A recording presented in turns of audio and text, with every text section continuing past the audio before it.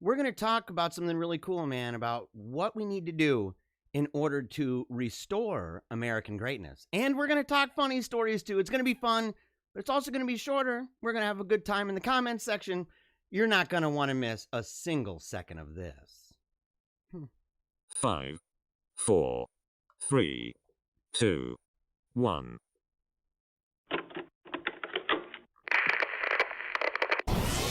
They ain't never seen nothing like this before.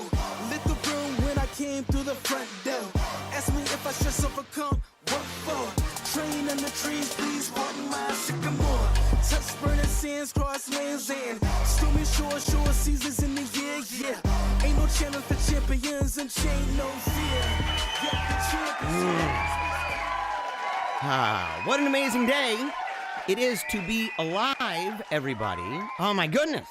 How happy are you, by the way? How happy are you to be alive right now? Because I'm pumped.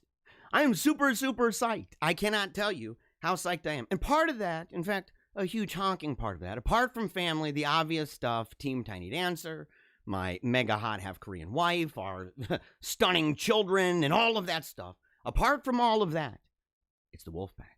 It's the Wolfpack. And it's Friday. It's Friday, so I'm super psyched, in part because I'm going to be able to finally sleep. This week has been a tough one for, oh boy, it has been a very, very difficult week because I've been waking up at like 5:30 in the morning. And I'm trying to wake up with the kids, you know, be there for them early, bright in the a.m. Oh, man, that's tough. Your boy likes to sleep in, okay? Your boy likes to sleep in. And it's just been one of those things because my body throughout the week, I thought that I'd be able to you know, get to that place where your body kind of acclimates to the new situation and stuff. No. No. I think it's that I'm just bursting with energy all day long. You know, sometimes I get sleepy.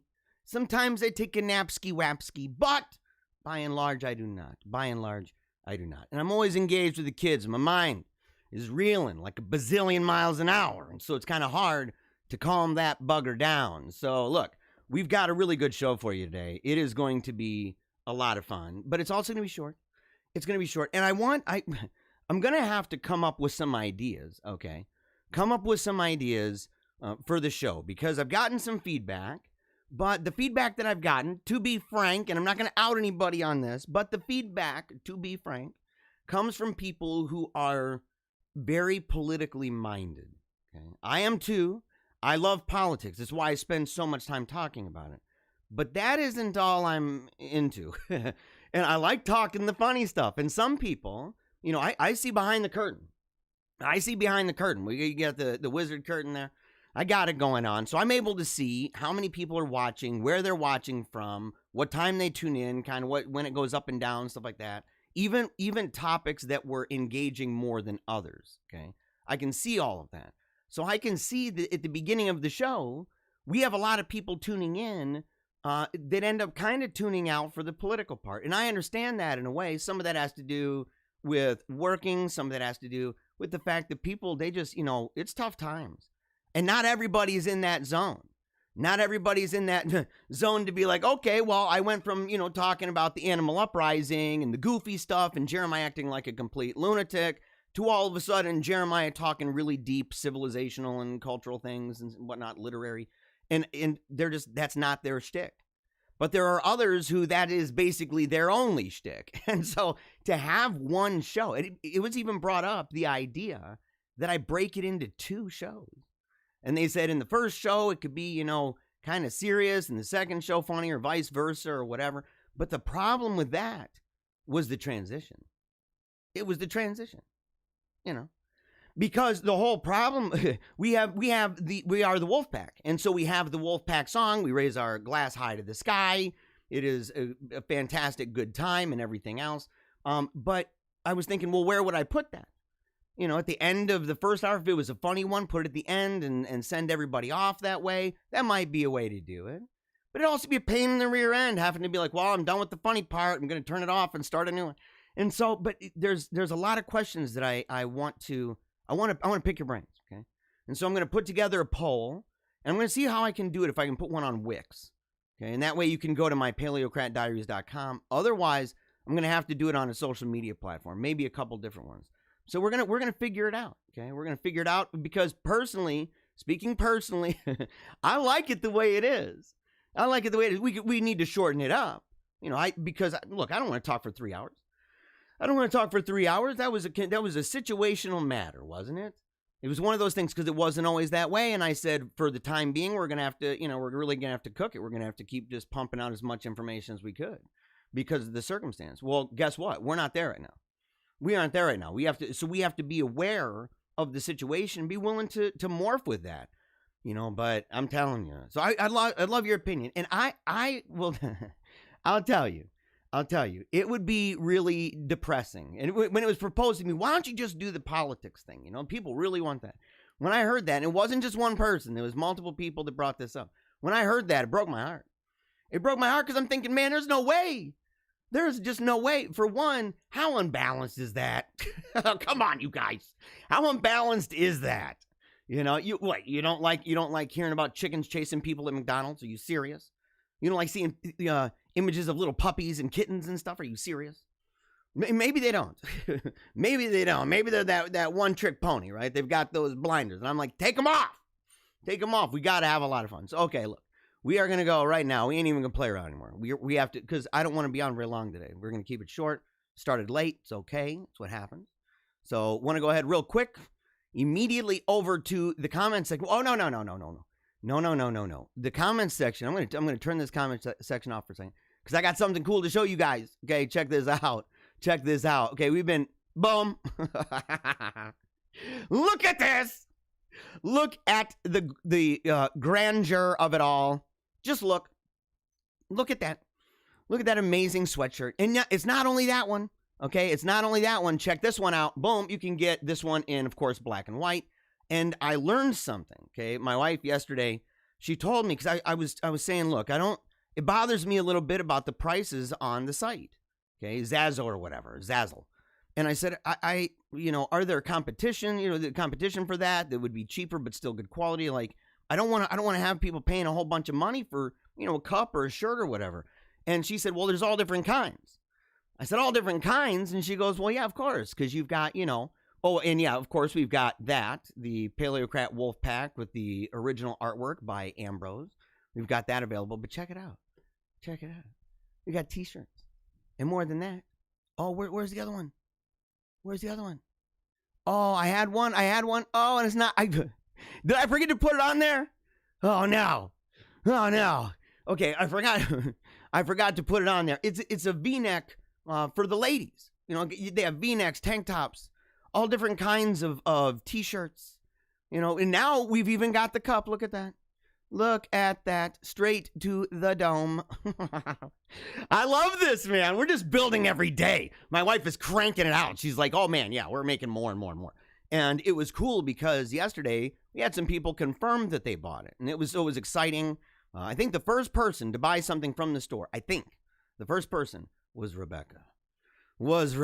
From the Medieval Festival.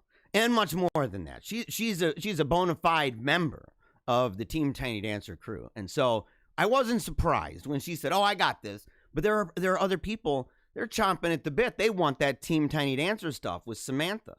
They want pictures of my daughter.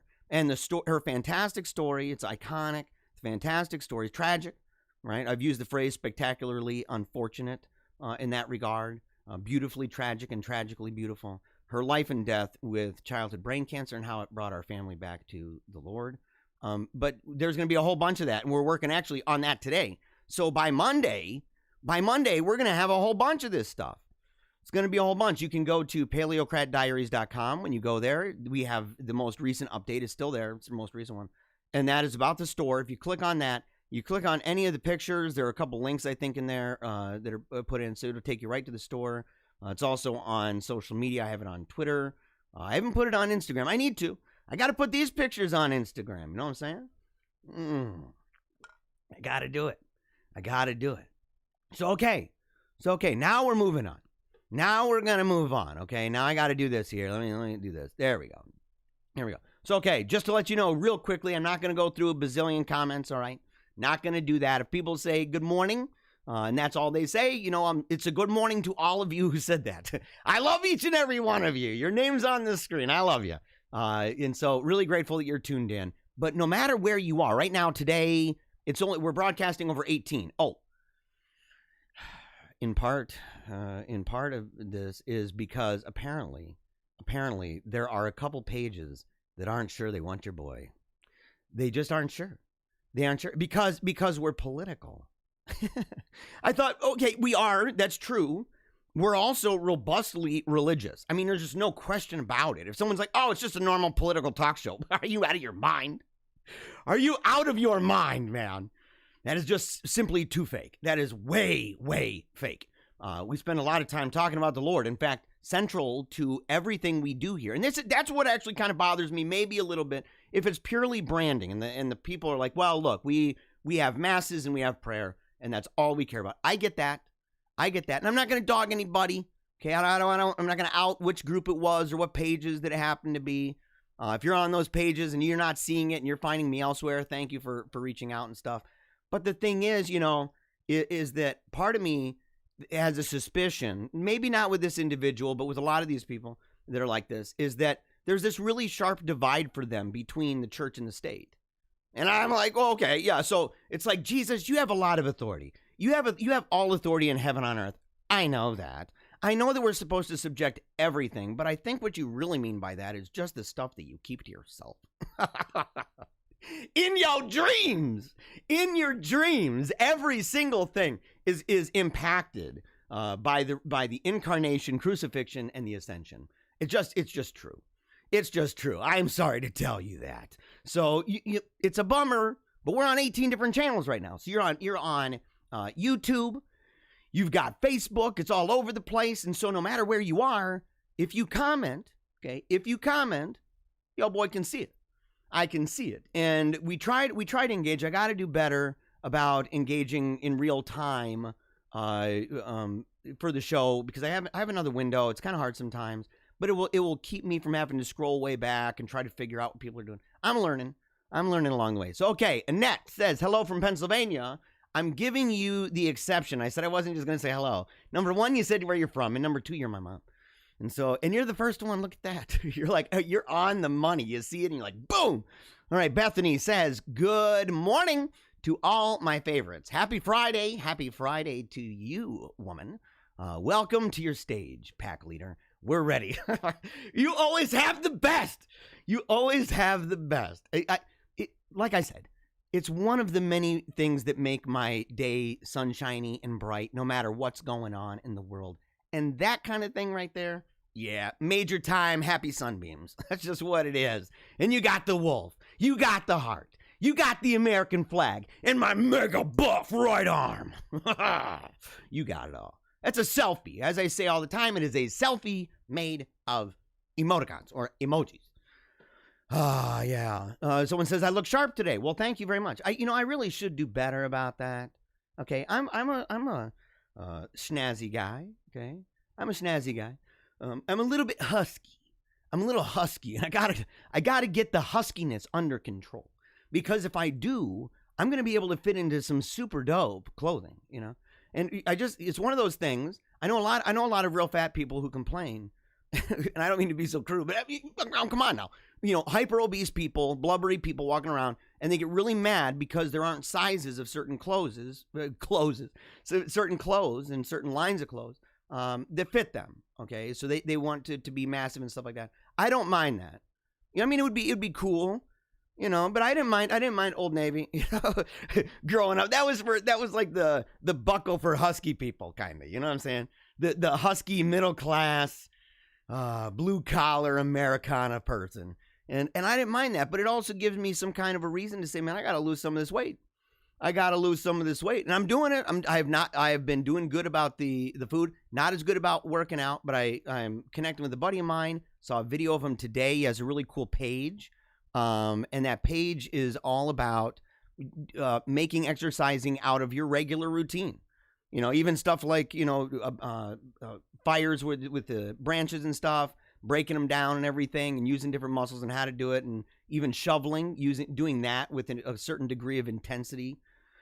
and stuff. It's kind of cool, man. So even on days where I'm not able to lift weights or do a HIIT program or whatever, that I need to be more proactive and really thinking it through with intention on what I'm doing, and it's pretty fascinating. So but I'm doing good. I'm doing good. So it ain't gonna be long here. Barbara says I woke up at 5 a.m. today, and I just got up. Wow. So you've been in bed the whole time? You've been up since 5, and I've been to the dentist and back. Happy Friday. Hello from Wisconsin. I got a super surprise for you, by the way, Barbara. You're a regular here at the diner, at Diner Paleocrat. And we have a special surprise, in fact. So you got to wait for the Wolfpack song. Let's just put it that way. You got to wait for the Wolfpack song. I know you will, too. Let's see here. Oh, he says good morning to Ailey. And good morning to the pack. Yes, I'm glad you say good morning to Ailey. She's the queen of the staff here. And so if you see Angela Bannister in any of this, you'll be able to, you'll know who that is. I'm skipping right over Ash Ketchum. Stop, please. Dude, your life has to be boring. And I don't like clubbing the daylights out of baby seals, and I don't like clubbing the daylights out of, baby seals like you. And so I don't want to, I could make a mockery and make a spectacle of that kind of a thing. But I'm not going to do that. Stop, priest. I mean, I don't even know if you're even a real person anyway. If you are, you're really struggling. I mean, the comments there. But I encourage you, look, if you really don't like what I do and you're like, man, that guy sucks. That guy's really making me mad. Every day I turn on YouTube and it's right there in my face. I don't know how I got to this place, but this dude, he's acting nuts. If you really hate that, and you hate the huggable, lovable kind of guy that I am, you hate that. You hate all the stuff that we're talking about restoring American greatness, right? And doing that by taking a knee for Jesus Christ and subjecting everything, whether it's politics, culture, economics, you name it. You name it, subjecting that to the authority of Jesus Christ. If that bothers you, tell all your friends. Have them come in here. Have them come after me. Do it. Bring them on. Bring them on. Yeah. You're dealing with King Kong, son. You're dealing with King Kong. And look, I like it. I like it when they all come. I like it when they all come, man. And they're all mad. And there's a whole bunch of them coming from every direction. I'm like Neo, and I'm just taking on all the agents. Just blam, blam, blam, blam, blam. Over and over and over. Because here's the thing, man, so much of this stuff is actually easy. It's not even hard. It's not even hard. Like popping balloons. It's like, wow, that's not very impressive, but it's also a reason not to brag, I suppose.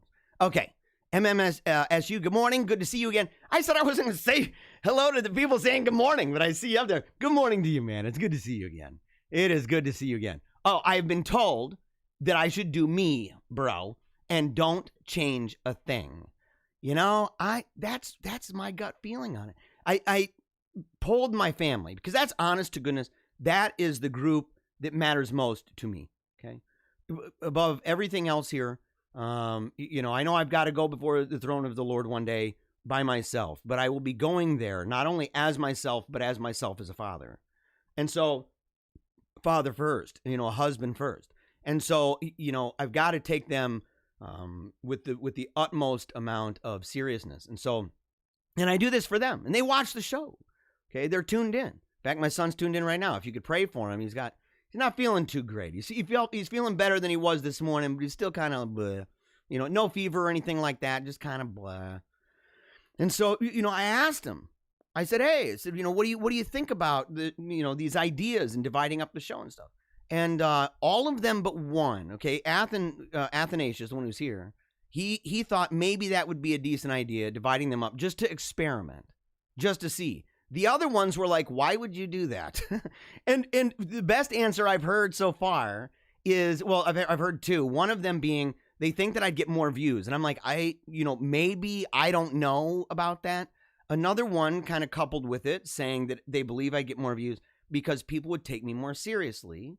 Because the beginning of the show is admittedly insane, okay? It's goofy. We talk about ridiculous stuff. And I'm, I have a fun time with that. And they're like, well, people might be tuning in for the serious stuff. And I'm like, well, then just wait for an hour. Or wait until afterward. You don't need, if it's going to be something that's more like this, where it's kind of long form, talking to people and everything, Q&A stuff, then I'll publish it as that. I'll publish it as that. Otherwise, just know that normally it's about an hour, and then we're right back into it. Today, I'm going to make it even shorter. We're just going to have to do it. So, okay, here. Martha says, hello from Colombia, and I feel really sorry of what is happening. May God help America. Hello to you. I'm glad you're tuned in from Colombia. Yeah, that's awesome. You know, I would love to go and visit there one day. It's one of those places, you know.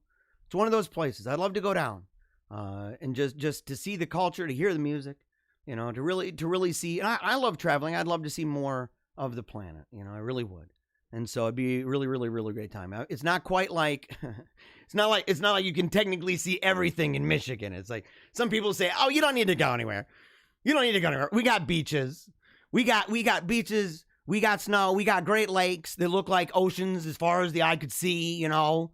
And so all around us, we got all the 4 seasons, you know, they're all there.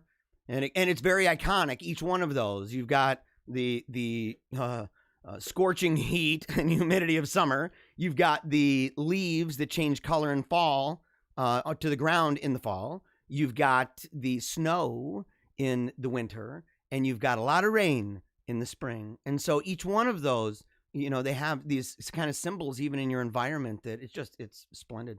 I would hate to be somewhere where it's either always cold all the time or always just really hot all the time. I'd hate that. I wouldn't be able to do it, man. I would not be able to do it.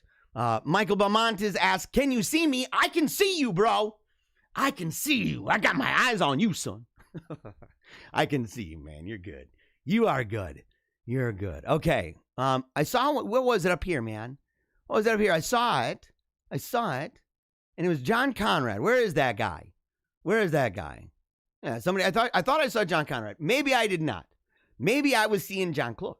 And I was thinking John Conrad. Either way, dude, happy to see you here. Are you doing the vigil tonight? Are you doing the vigil for Ashley Babbitt? Is that this evening in Lansing? And if so, can you please put it in the comment section? I'll try to copy and paste it, and that way if people are interested and they'd like to go to that vigil, that they could go. I'm really glad that you do stuff like that too, by the way. You're a good man. You're a very good guy. So, all right, here. Let's see here. Is Joe coming back? Yes. Oh, it's funny that you bring that up, man. Yes. I actually just talked to Joe this morning. It's not, both of us have been busy. I mean, that's just the way that went, because the original idea was to have him on every week, you know, that he'd be one of those guys, comes on in, talks a little bit about what they're doing, talks about some of the stuff going on. But I was so out of my mind busy, and he was so out of his mind busy, that we kind of fell off the map with each other. I woke up today to a message in Facebook from Joe. And so happy that he reached out to me, apologized. I apologized to him for not reaching back out sooner. And it's cool because not only him, I spoke yesterday to Stephen Cox. He's one of the writers over at LifeSite News. He's a friend of mine. And he reached out yesterday and asked if it'd be okay to come on the show. And I always put that out there to people. If you want to come on the show, let me know. You know, I should be reaching out to more people. But if you'd like to reach out to me and you say, hey, man, I'd love to be on your show, do it. And he did. And I said, well, obviously, dude, of course you could come on the show. And he's like, boom. I said, yes, man. Yes, it's going to be explosive. It is going to be amazing fun. And he's got some big ideas in mind. He's got some big plans. He's a visionary kind of guy, really cares a lot for Michigan, particularly this area where we live in the same area. Same thing with Tim Flanders. Talked to him too. Talked to Tim Flanders on the phone. And it was awesome because, oh boy was like, bro, he's like, it is so good to hear your voice. And I'm like, what? I'm like, okay, it was good to hear you too. So I'm going to be connecting with that guy, having him on the show. So there's a number of people, man. That's 3 people right there. Sorry, 3 people, Ninja Turtle 3, you got to remember. 3 people, okay, that we've talked to, they're going to be on the show. Let's see, no shout out for long-winded typist Barbara Farley. Oh, no, you will definitely have a shout out. You got to know. And she says, you cannot properly separate church and state. It is our moral obligation to choose moral quality leaders. I agree with you. And or you have to ask, what do you mean by, is separation the right word? Distinction? You know, what is it exactly? Because all of them are under, the church and the state are both under the absolute authority of Jesus Christ. That is his social right. That is the social right of his kingship. A lot of people don't think about that. They say, oh, Christ is king. And you go, of everything. And they're like, well, not the government. What? Oh, yeah, all things are given unto him except for that stuff. Except for economics. You don't worry about that. Except for economics. And except for politics. Oh, man. Yeah, we know better than this. And we also know what happens when you reject that. Let's see here. Guy Smiley. Dude, I just talked about you a couple days ago, bro. I talked about you, man. And actually, I think I commented about you because somebody yesterday was all commenting under my junk, dude, saying that I'm blaming all of the happenings that went on in the Capitol on Antifa and BLM. And I'm like, dude, you obviously didn't listen. And that's rude, too, because I actually know the guy. And he's not a douche clown. So I'm like, why you acting like a douche clown, homie? That doesn't make any sense. Why would you do that, dude? And so I'm like, and I said, look, I don't play that game. I said, and some people could be in pictures over a different protests for different reasons and not necessarily be a supporter, or they can be, another form of bad, like an accelerationist that they just want to see the whole thing just crumble, So they're kind of playing the same thing. But I said, I know a guy who was in pictures at BLM protests, and there were pictures where he's in there, and security at an event that I was working for, the security was afraid to let him come up on the stage for fear that he was going to be some kind of a problem. And I said, I went up to him and I said, are you going to be a problem? And he said, no. And I said, you come with me. And it ended up being an amazing time for him. And afterward, he wanted to pray with me. He was so glad I didn't leave. He said, man, I'm so glad, that we can talk still. He said, can we pray together? That was powerful, bro. That's powerful, man. I'm proud to know you. I'm proud to know you. Holy Faith Media over there on, where was that, on Twitch? Looking sharp, sir. You better believe it, son. You better believe it. I don't know, I kind of like dressing down sometimes, but to be quite honest with you, I prefer this. I take showers in tuxedos, and so that's my normal, it's my normal thing, and so I'm normally all dressed up and everything, but I've been shamed a little bit. Where it's like, oh, why are you dressed up today? Well, I'm awake. Well, do you have a meeting? No. Well, why don't you put on jeans or something? I don't know. I'm dressing for success all the time. So I like dressing nicely. And so we'll see. Let's see. Is Joe going to ground himself for Kamala when he misbehaves as chief? It's interesting to see what's going to happen with all that. I don't know, man. I don't know. It's, he's been saying a lot of stuff talking about, you don't know if it's a mishap because of the, Parkinson's and stuff. You don't know if it's just a mishap that he's calling her president-elect and stuff like that. And he's like, well, she's president, or that, she's just Freudian slips, her desire to be president, that she's referred to herself as that, or her husband has referred to her as that. I mean, it might be because they all know he's got the Parkinson's. He's all got the tremors and the shakes and stuff, the quakes and everything. The gait is real bad and whatnot. The handwriting is looking like crap. And so they're going to know it's not going to last long. There's no way. I mean, he's just a puppet guy. And so you don't know the reason for it. But any which way you go with that situation, it sure as heck seems that way, doesn't it? That Joe Biden is maybe not going to be president very long. I don't know. And by the way, please, guys, please do not be the people online overdosing on copium.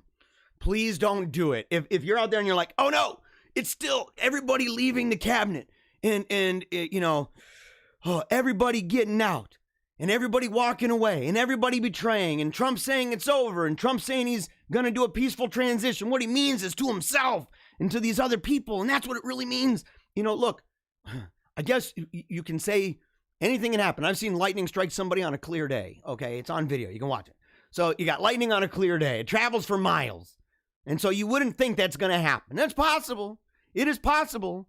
But that's also highly probable that you are gorging yourself on copium.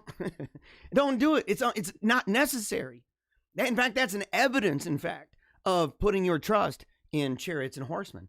It's bigger than Trump because it was bigger than Trump before he even showed up. That's why he had so many people support him in the first place.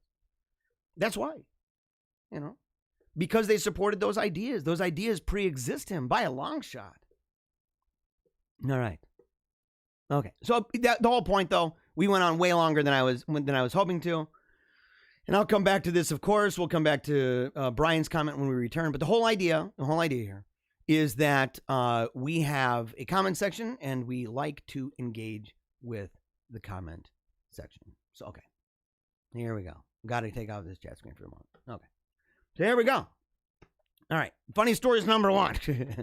And remember, if you want to send us some of these stories, I have people send me stuff all the time. And it's always a blast with that. We always have a really good time with that. And so if you want to send anything to us, make sure to send it at paleocratdiaries@gmail.com. We're only going to do a couple of these, guys. So, okay, you got first panel. Dude's all like, boom, boom, boom. He's playing basketball with crumpled up paper. And he's like, oh, dang, I wish someone saw that. First of all, how often have you felt that way about something you've done, in private, that you're thinking, man, I really wish somebody would have seen that. Like you're playing the guitar and it's really dope and you're like, oh yeah, dude, do. And you're just pumped up and you're playing and all excited. And then when you're done, the movie that's playing in your head, you're like, man, I wish a lot of people saw that right now. And you look around and you're totally alone. It's real sad, dude. Or you're playing basketball and, in the room, you got one of those little hoops. I used to have one of those hoops. It was for as a clothes hamper kind of thing. So it had a long net and you could tie it at the bottom and everything. And I would take these socks and I'd roll them kind of like the Navy does. And so that way I'd move it around and I'd be thinking I'm super dope, thinking that I'm amazing. And I'm making swishes and I'm doing crazy, turns and jumping and dunking. And in my head, I'm like, oh, it's coming down to the final second. Oh, boy. And I'm like, yeah. And I'm all psyched about it. And I look around and I'm look in the mirror and I'm sitting there in my underwear in my bedroom playing, with socks.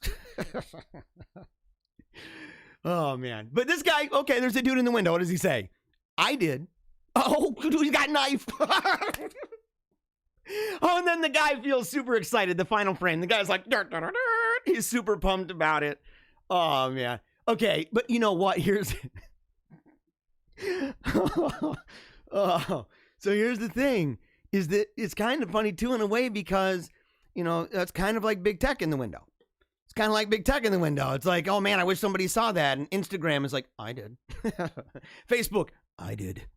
All of them are peeking in on you. They're peeking in on you with all that crazy stuff going on. The cameras. We know what's happening with it. We know what's happening. It's been going on a long time. There is a reason why these high-profiling, hoity-toity, pinky in the air, big tech people, the tycoons, there's a reason why those people put little tape over top of their phones. So what's up, man? They know. Babylon Bee, Kamala Harris recalls how as a little girl, she helps slaves escape on the underground railroad. What? Oh, where is this? Oh, the Babylon Bee. Oh, my gosh. The underground railroad. Oh, my gosh, dude. Oh, man, yeah. Okay, that harkens back, if you don't know, and if you don't know, it's hilarious, where she totally plagiarized a story from Martin Luther King Jr., who himself was a plagiarizer. That's like double plagiarizing. You know what I'm saying? Double plagiarizing. And she's like, it wasn't a speech. It wasn't a speech. They were saying it was at a civil rights rally. No, it was. It wasn't a speech. It was at an interview. So she's plagiarizing a story that he told in an interview with Playboy. And she plagiarized it, applied it to herself, and cast it on her parents. And her parents are critical of her. I'd love to hear what the dad and the mom have to say about that. Because they were shell-shocked at the idea that she was, against all the slave stuff and saying reparations need to happen. They're like, your grandparents and stuff. Yeah, we have some slavery in our family background. I don't know what you're talking about, Kamala. And she's like, be quiet, Dad. Be quiet. I don't want to pay those reparations, Dad. Yeah, but you got to think, did she even hear that from her mom? Did her mom ever say that story? Oh, when you fell out of the crib. It wasn't not the crib, the stroller. You fell out of the stroller. We didn't know. We couldn't feel the difference. And she said she was, 2 years old? I'm thinking my son's 2 years old. Homeboy's like 20 pounds. If 20 pounds all of a sudden was no longer in the stroller and you're walking around with the stroller, you would know that 20 pounds is no longer there. I mean, it's just so fake, the whole story. But she's wandering around and they find her. And they're like, what are you doing? What do you want? She's like, Freedom, that thing. So yeah, she now has heard story, apparently, that she helped slaves escape on the Underground Railroad. Underground Railroad. Oh my gosh. Oh my gosh. Okay, we got to go to over here. All right, so we're gonna crank along here. Let's see. Why this woman? No, I better get down to a smaller video. Get down to a smaller. There we go. And my camera's doing some wiggly stuff. What's up with that? What's going on with that, man? Let me. Oh, nope. Sorry. Give me 1 second. I got to scooch this thing over. Got to scooch this bugger over. Okay. Otherwise, it's going to look super clumsy. Don't want that. Don't want that. See, but apparently this woman wore the same black dress for 100 days straight. Did she wash it? Did she wash it? If not, nobody knew. Well, not on purpose. Like, people can smell her coming from a mile away. Imagine the smell of that outfit for 100 days. Holy cow. Holy cow.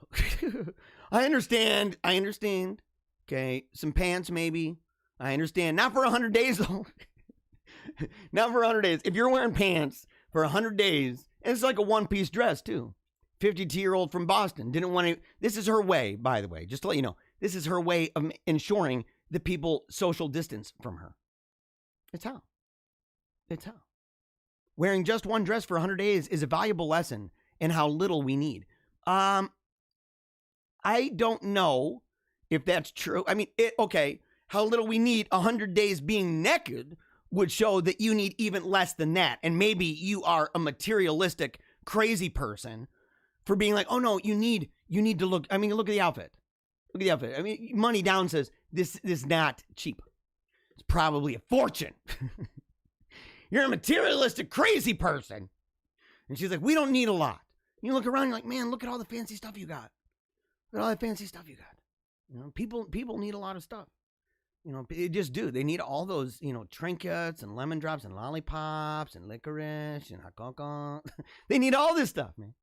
And they need a lot of clothes. You need to be able to look inside of the closet and you'll be able to tell, do I really need that many clothes? Most people would look at you and go, obviously I do. Obviously I do. You're like, you have 30 pairs of shoes in there and some of them look like they have so much dust on there. It's like moon dust at this point. And they're like, well, I don't know if I want to say that because I think wasn't the moon dust really short, like shallow? Way shallower than they thought. They're like, oh, what? I thought there'd be a lot more than this. I thought we'd sink in and stuff, man. And so, but no, you would a lot of dust and people are like, no, I need those shoes in case. And you say, you haven't worn them in how long? About 7 years. Oh, but you're holding out. You're holding out because that one time that they may come in handy, you never know. And you know how terrible that existential moment is where you, after many years, you finally get to a place where that one thing that you remember and you're like, oh, dude, I've got this covered. And then you realize, oh my gosh, my wife convinced me to throw it away. And you have to really work on forgiveness. You're like, I was waiting for this exact moment. And the wife is like, it was a high school football game. But you don't understand. It's a good team. You don't know. You don't know what would have happened. It's a butterfly effect. Maybe they lost. Maybe they lost and didn't make it to the tournament, and which didn't land them in the finals, which didn't land them in nationals, all because of the butterfly effect. You made me throw away that shoe. You made me throw it away.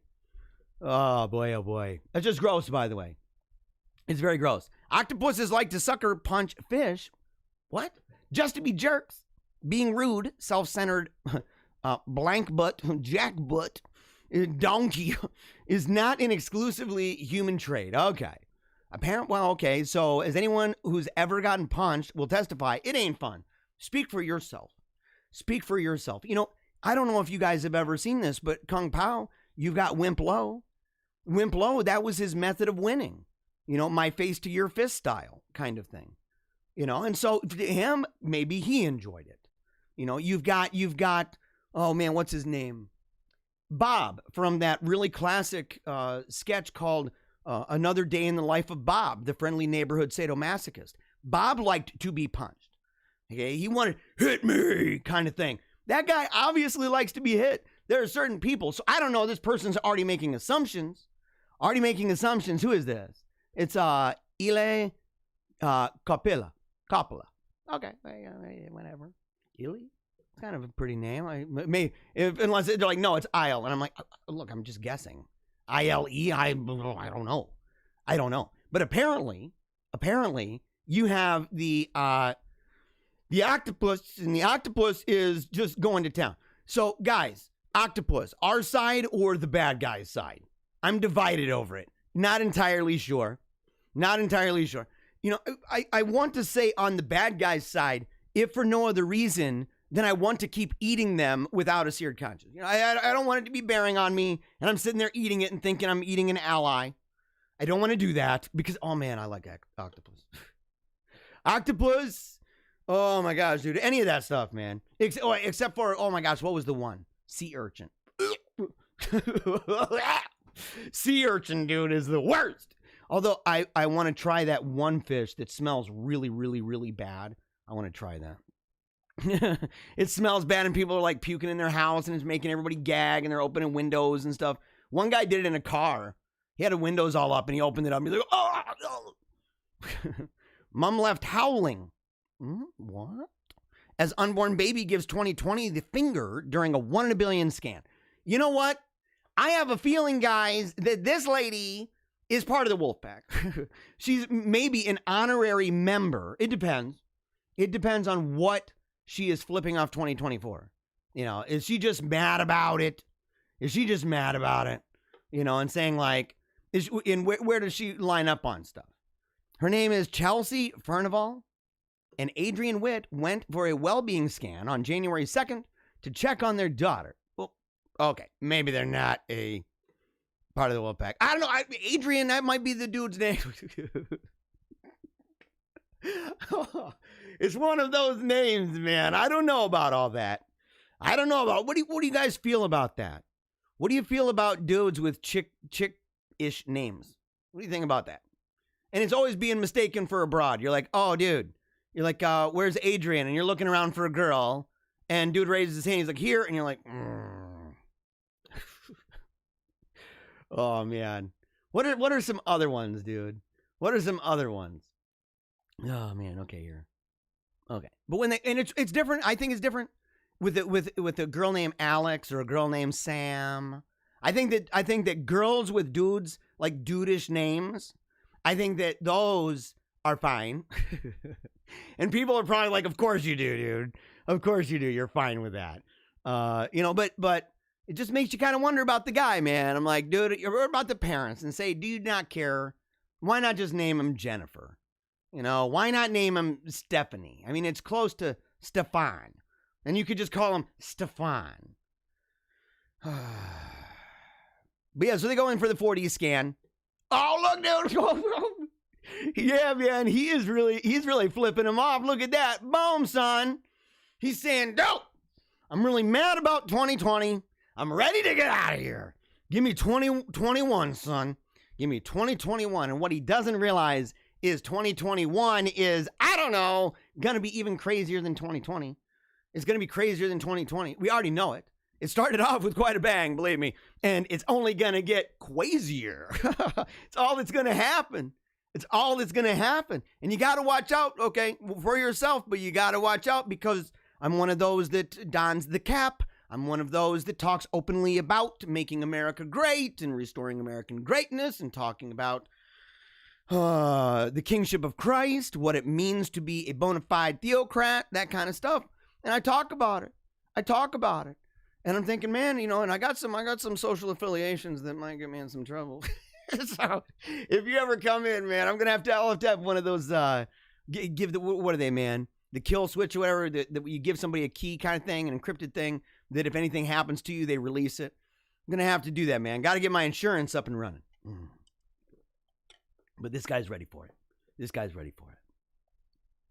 Oh, yeah, look. Mom removes huge spider from car. I don't like where this is going. I don't like this. This is not good, dude. Only to be overrun with babies hatching inside. No. This is very wrong. Okay, we don't want this. I don't even want to know. Because look, when I first saw it, mom removes huge spider from car, and I get that away from. I don't even like seeing it in the picture, like close to me. Like, see this, guys? See this? Yeah, that makes me want to puke. That is bad. Up here, I can kind of deal with it because I know it's not gonna. If it starts to slide down like real slowly, like doing this number, I'm gonna be real nervous. So, but here's the thing, I don't like the idea of spiders in general. It's one of those things that I'm going to have to ask the Lord what he was thinking when he made them, and at the same time, what freaks me out even more than that is a bunch of eggs hatching and little spiders going everywhere. That's even worse. Not a fan. Oh! That is nightmarish, man. No, this is nightmarish, guys. Holy cow. Holy stinking cow. Oh, it looks like those man. What are the creatures, man? What are they? Mites, right? The mites on plants and stuff. They get those webs and everything. It kind of reminds me of that, dude. That is wicked, dude. Now it has me looking out of the corner of my eye. I'm going to be scared. When I was a kid, I heard stories of people hiding under cars and cutting the back of your, in the Achilles area there or whatever. The back of the old leg, kind of like the kid from Pet Sematary, and it made me real scared to go into the car without, kind of ducking down from a ways away and peeking to see if anybody was hiding and stuff. I had some weird phobias. I still do. Some weird fears. And now I'm going to have to be looking into the car before I open the door because I ain't going to jump into that. I'm not going to jump into that, ever. Okay, if I open it up and I end up in that, you guys, I'm in the hospital. I'm in the hospital. I'm running through the streets. Hair on fire. Oh my gosh, get it off. Get it off me right now. I'm rolling in people's yards and they're like, what are you doing? I'm like, dropping and rolling. Why? Because there were spider webs. That's why. But I ain't playing that game. Girl with uncombable hair syndrome. Is that real? Have you guys ever heard of that uncombable hair syndrome? What? It doesn't make any sense, dude. It doesn't make any sense. Oh, but the hair, it does look uncombable. It does. Alex and Mark Barlow from Derby. Again, guys, this is the second one. Alex and Mark. Okay, maybe I have to revisit that whole thing about I'm not sure how I feel. If you're going to write your whole name, if it's Alexandra or something like that, you have to do that in print. Let people call you by your, kind of nickname or shortened name. But when it's in print, please give me your full name. Alex and Mark from Derby have tried countless products over the years in a desperate bid to tame their daughter, Lila Grace's frizzy hair, but to no avail. Look at that cute little girl, though. Oh, goodness gracious. Look at that cute little thing. How cute is that? Oh, she's in a hospital for that. Wait, in a hospital? Okay, well, look, man. That's fun. That looks really fun. She's able to have kind of well, dang, girl. Okay, I get it. But what did they end up doing? Oh, look at this. Look at that, man. A faulty gene. So it comes down to a kid with a faulty gene. And what is happening here? Who's this? What is going on here? Is that dad over there? Is that what's going on here? I don't know. There's some stuff happening here, guys. I didn't know about this. She did compare it to her sister's hair because they always look different, but she loves her hair now. Oh, okay. That's crazy. Yeah, but okay. So now she's got this hair. How did she get it? All the older kids ask to feel it, so she's been really lucky. We've raised her to be proud of her hair and happy with who she is. As long as she goes out with that attitude, she'll be fine. And you want to know what? That's true. Regardless of Alex and Mark. Regardless of that, go out with a good attitude, girl. You are going to need it. So you got a lot happening here. David Hasselhoff auctioning off kit. This is the last story, and we're moving on. David Hasselhoff auctioning off. Really? That just sounds terrible. Who wrote that? It's UPI. UPI never tells us. As I said, it's the robot. David Hasselhoff auctioning off kit car from Knight Rider. What? How is he able to do that? How does he? How did he even like get ownership of that? I don't know, man.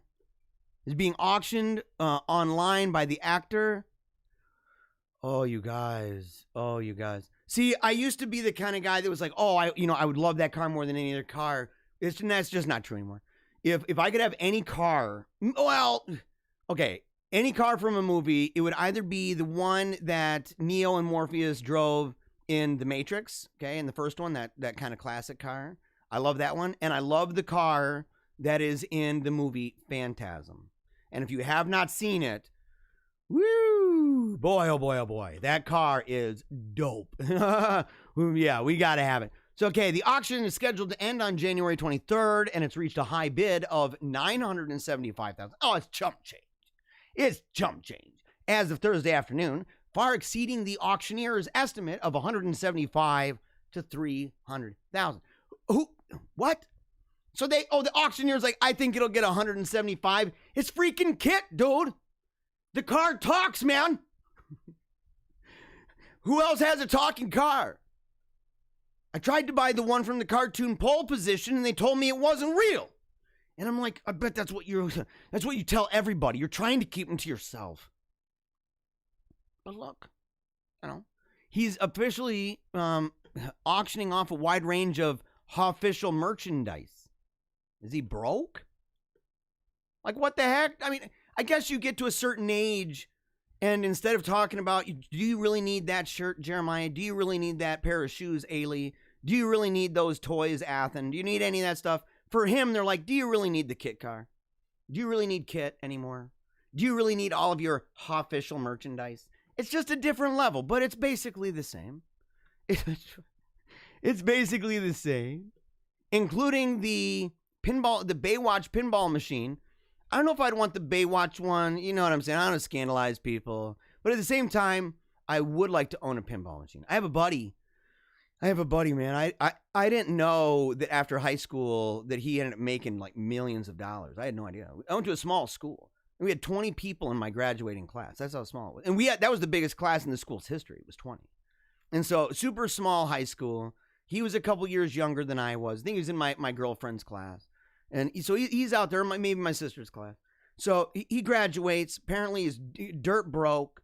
And he's living out of his car, and he's thinking, man, I don't know what I'm going to do. Should I even stay alive anymore? It's real bad. And he started having an idea, like, what if I just came up with an idea and invented something? And the guy was smart, okay? He was a kid. He went to the Math and Science Center, I think, in Battle Creek, which is kind of where the kids who excel in those studies, that's where they go and stuff. They qualify for that.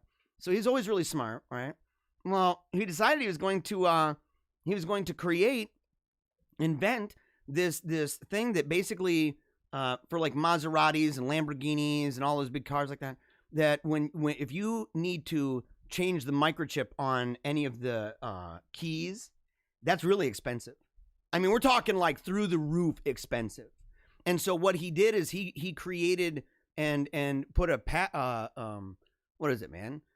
on the technology and the process that's done to reassign those a different code. Okay. And he did that. And he just came up with it, and he did it. And next thing you know, I mean, he's got, he's living in the house that the former CEO of Kellogg lived in. That's the guy that eventually, what is his name on some of our money? Gutierrez. So I mean, you sit there and go, wow, dude, dang, son, you're in that. And he has a pinball machine. He has a whole arcade in his house. It's unbelievable. I think his Christmas tree is like 20 feet tall. Something like that. Gotta hang out with that guy. So, all right, everybody, look, we gotta move on. We're moving on because I said I don't want to be on here forever. I'm not doing 3 hours. There's no way. We cannot do it. We cannot do that, okay? That's just the way that's going to be. 5. So, four, hold on a second. Now. So, all right, you got to get your coffee ready right now, okay? We are transitioning right now. We are moving forward. In the show to the serious portion. We're going to talk, and the reason I called it about American greatness, okay, restoring American greatness, is because the stories today are coming from different authors who've been published, their pieces over at American Greatness. And so it's not just this broad thing. These are the articles are from one source. Okay, and we're only going through a couple because they hit on so many things that we've touched on. And I wanted to just say this too. As you're getting your coffee, and you got to go get it right now. You got to go get it. We don't have much time, okay? We don't have much time. But part of the reason is because it hit on things that we talked about and that are extremely important to moving forward. And with all of the thoughts that I've been going into what I'm doing on the show, and what is the show about, and what's the aim, what's the objective, why am I doing this? Am I spamming the world? Is this spam? I personally, at 3 hours, maybe a little bit. But no, I don't buy that. I don't buy that. There's got to be a better way, though, to hone in what this is, because I believe that this show is a freight train. I believe that this show is a freight train. It is by itself an icebreaker, in much the same way that Donald Trump was an icebreaker, right? The idea, the boats that crash through large sheets of ice in the ocean and just boom and crash through, they're beat up, right? They're all beat up. They have to be super hard, willing to endure the weather, the severe storms. Because behind there, as they crash through, supply ships come through. Okay? That's the show too. That's the show. That is the impact of this show in so many ways. And look, I don't even have to speak of myself. I don't have to speak of the show by myself. There's enough people who are doing that for me and saying, look, this show is dope. This show is breaking through a bunch of amazing things every single day on a level that is ranging from being just straight up goofy and humorous and having fun, to being about family, to being about culture, to being about politics and religion, and to being about that heartfelt thing that says, I have a gift and a talent because I was made in the image of God and implanted with a hope and an idea, okay? And skills that I can put into practice little bit by little bit each and every day, and it creates something amazing. And this is my contribution in that way. This is part of the contribution. The rest of the contribution is fleshing itself out to better this one, to make this better, right? So to sit there and go, okay, what do you mean by that? Well, I mentioned some of that yesterday, saying that, I don't want to be doing the memes and stuff all the time. Memes for the funny part, yes, but I don't want to be doing just current event, because that goes away. It's here today and it's gone. It needs to be things that are tethered into the topics. We can still talk about news, but it has to be tethered in to an agenda, a topic that is driving forward to help round everything out, right? To dive deep, to teach people how to swim in the deep. It's what it is. To bring lofty concepts where you got a bunch of these super smart guys that don't know how to draw those things down for the everyday Johnny Q and Sally Sue. That's what I'm trying to do. And I'm trying to do it in an engaging way to say, look, you can do this. You can do this. These ideas are not beyond you.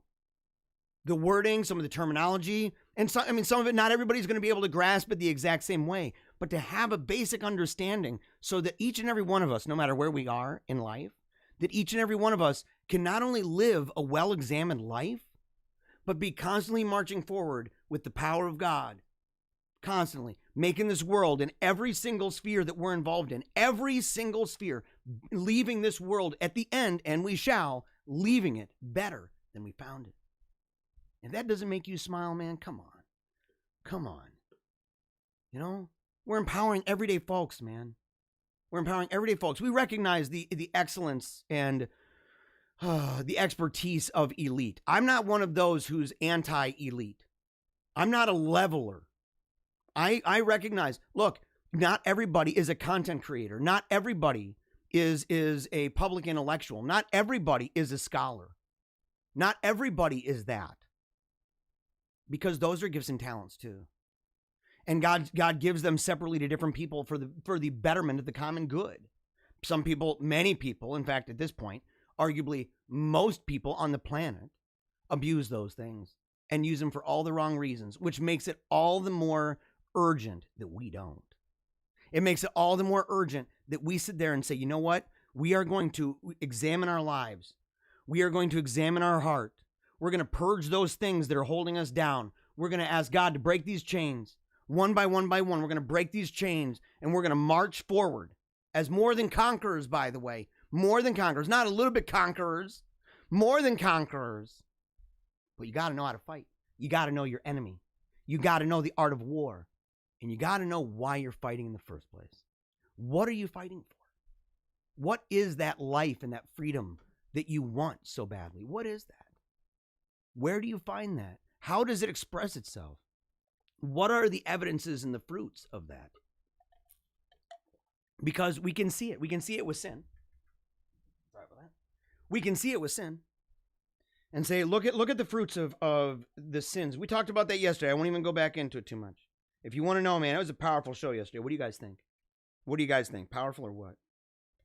I gave it everything I got. And I do this every day, man. I give it everything I've got. I don't leave anything. I leave it all on the floor. I leave everything on the floor. I pour myself out. That's why I'm nervous about the idea of getting rid of the funny stuff. I'm like, man, you know, that's part of me. That's an adequate reflection of who I am. And that's like telling me, people aren't really interested in the diary. If they're not interested in the diary, it's okay. Flip the page. Flip the page. There's different parts. But at the same time, I'm bringing out all of those things. And I'm cranking it up to 11. And I'm saying, man, I'm giving it everything I got. And for 3 hours or whatever, today's going to be less. But for all that time to sit there and say, I'm pounding away, I'm pounding away, I'm pounding away. Giving it my best so that when I turn that camera off, I can rest assured for the remainder of my day, man, I left nothing behind. Nothing. To God be the glory, and to you guys an honor, to you guys a praise, because I love you, because I absolutely love you. And I love this new one here.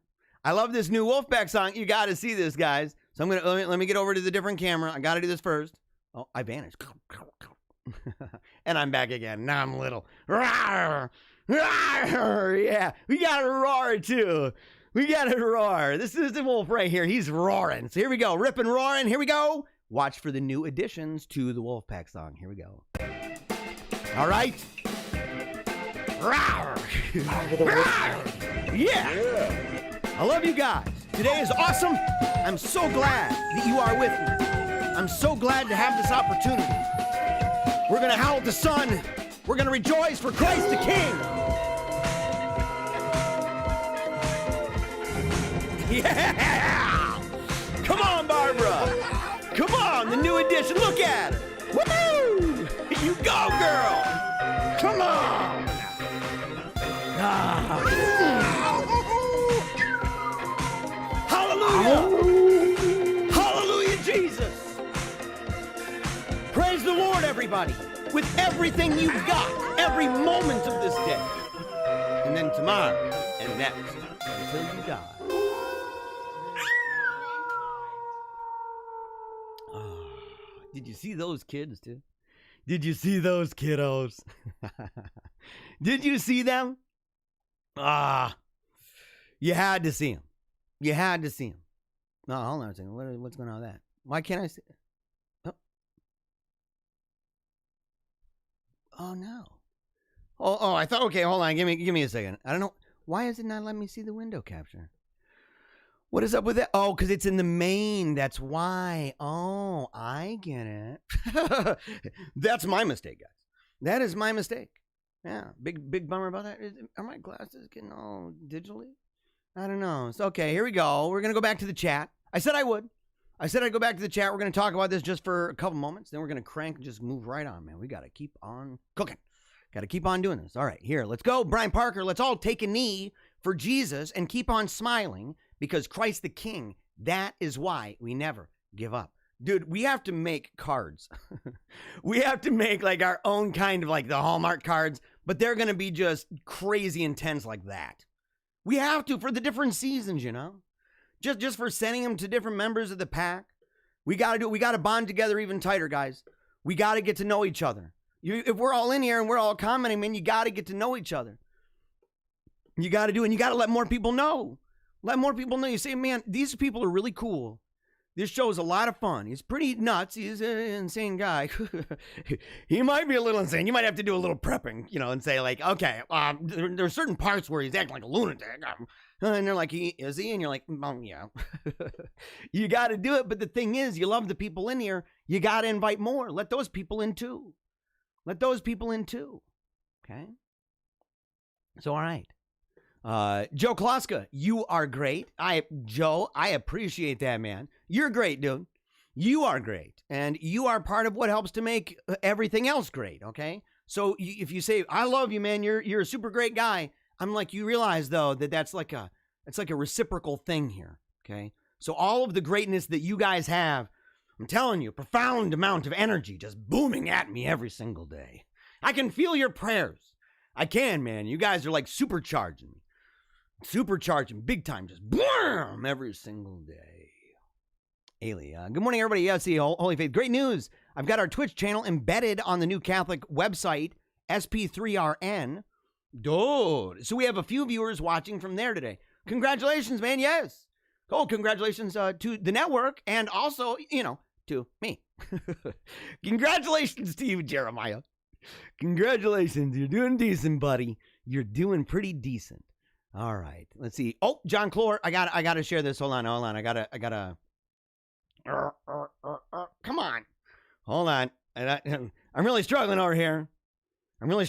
So there's a vigil going on in Lansing, okay, for the lady who died during the protest, the mostly peaceful protest that took place, that happened at the White House. And so, White House, the Capitol. And so she died. And one of those, they're saying there were more people, but it's just, they just say a medical emergency. What are you talking about? What are you talking about? They said they used the same description though for Bernie Sanders, didn't they? Didn't they do that? Let's see. Okay. Well, wait a second. So Craig Jenkins wrote, "Hail Satan, I'm stoked." I am not understanding. What are you like? Where are you at in your life, dude? Where are you at in your life? And you liked a really dumb comment, by the way. Why? I don't even get that. I don't think you were listening. You seem like are you doing well, man? I mean that sincerely. You're actually somebody I know. So I'm not sure why, if you're just being a weird guy or a goof or like what exactly you're doing. But it is a bummer, man. It is a bummer, and so, but you like that comment yesterday from somebody talking about supposedly this idea that I was blaming Antifa and BLM for the craziness going on. And actually, I have screenshots in there where I'm specifically showing how that accusation is absurd. And I said that it was a cartoon and a caricature. So I don't know, man. I don't know. Like I said, we haven't talked in a long time. So I really don't know where you are in your life, man. But hail Satan, yeah, you're not going to get too many friends in here. So I mean, maybe you're down with that now. Look, that'd be sad, but I don't know. And so yeah, reach out to me, dude. I'll talk to you. All right. James says, I want the Interceptor, Mad Max's car. That is a good one. That is a good one, man. Yeah. So okay, let's see here. Hold on, I missed one here. Grew up with the Gutierrez kids. Carlos was like a second dad to me for a while. It was definitely interesting. You're hoity-toity. You're probably part of the New World Order. How did you get there? How did you get there, girl? Oh, man. Hanging out with them. She's like, oh, yeah, I'm hanging out at the mansion. But then again, look, I'm buddies. I'm friends with them. Not like it's not like a brother from another mother or anything. I mean, I'm not down with that. We're not that close, but kind of cool. Okay, let's see. In the comments, yesterday's episode was one of my favorites. I was expecting to be made fun of because, I cried.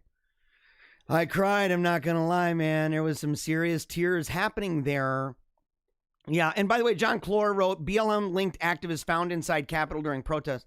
That is true, okay? But I need to make this really clear. There are a lot of people who are not BLM-related activists who were also there. I know because I was monitoring it all day, and I was shaking my head at why all of these places, even media groups and different people, were recording live video and showing their faces when they were in there. I thought that was insane.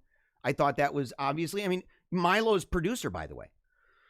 I think it's Milo's producer, his director. He's probably going to get arrested. I mean, he was in there and he admitted later, he's like, yeah, I think they're coming for me now and I'm going to be arrested. If that happens, I mean, wow, man. You know, and I would not like to believe that Milo and those around him are Antifa or BLM. So are there provocateurs? Yes, I said that on the show. Definitely 100% provocateurs. And I'll put here, I'm going to capture this here. Let me go ahead. BLM activists. Okay. I'm going to copy that, and I'm going to put that into the comments, and that way people can go ahead and they can see that for themselves. Okay, BLM linked activist singular. It was a black guy. It was who it was, the skinny dude, black guy, he had a mustache, or whatever. He's on TV. I mean, he was hiding in broad daylight. He's hiding in broad daylight. But look, people got to admit. They're provocateurs, and they're provocateurs, man, on both sides.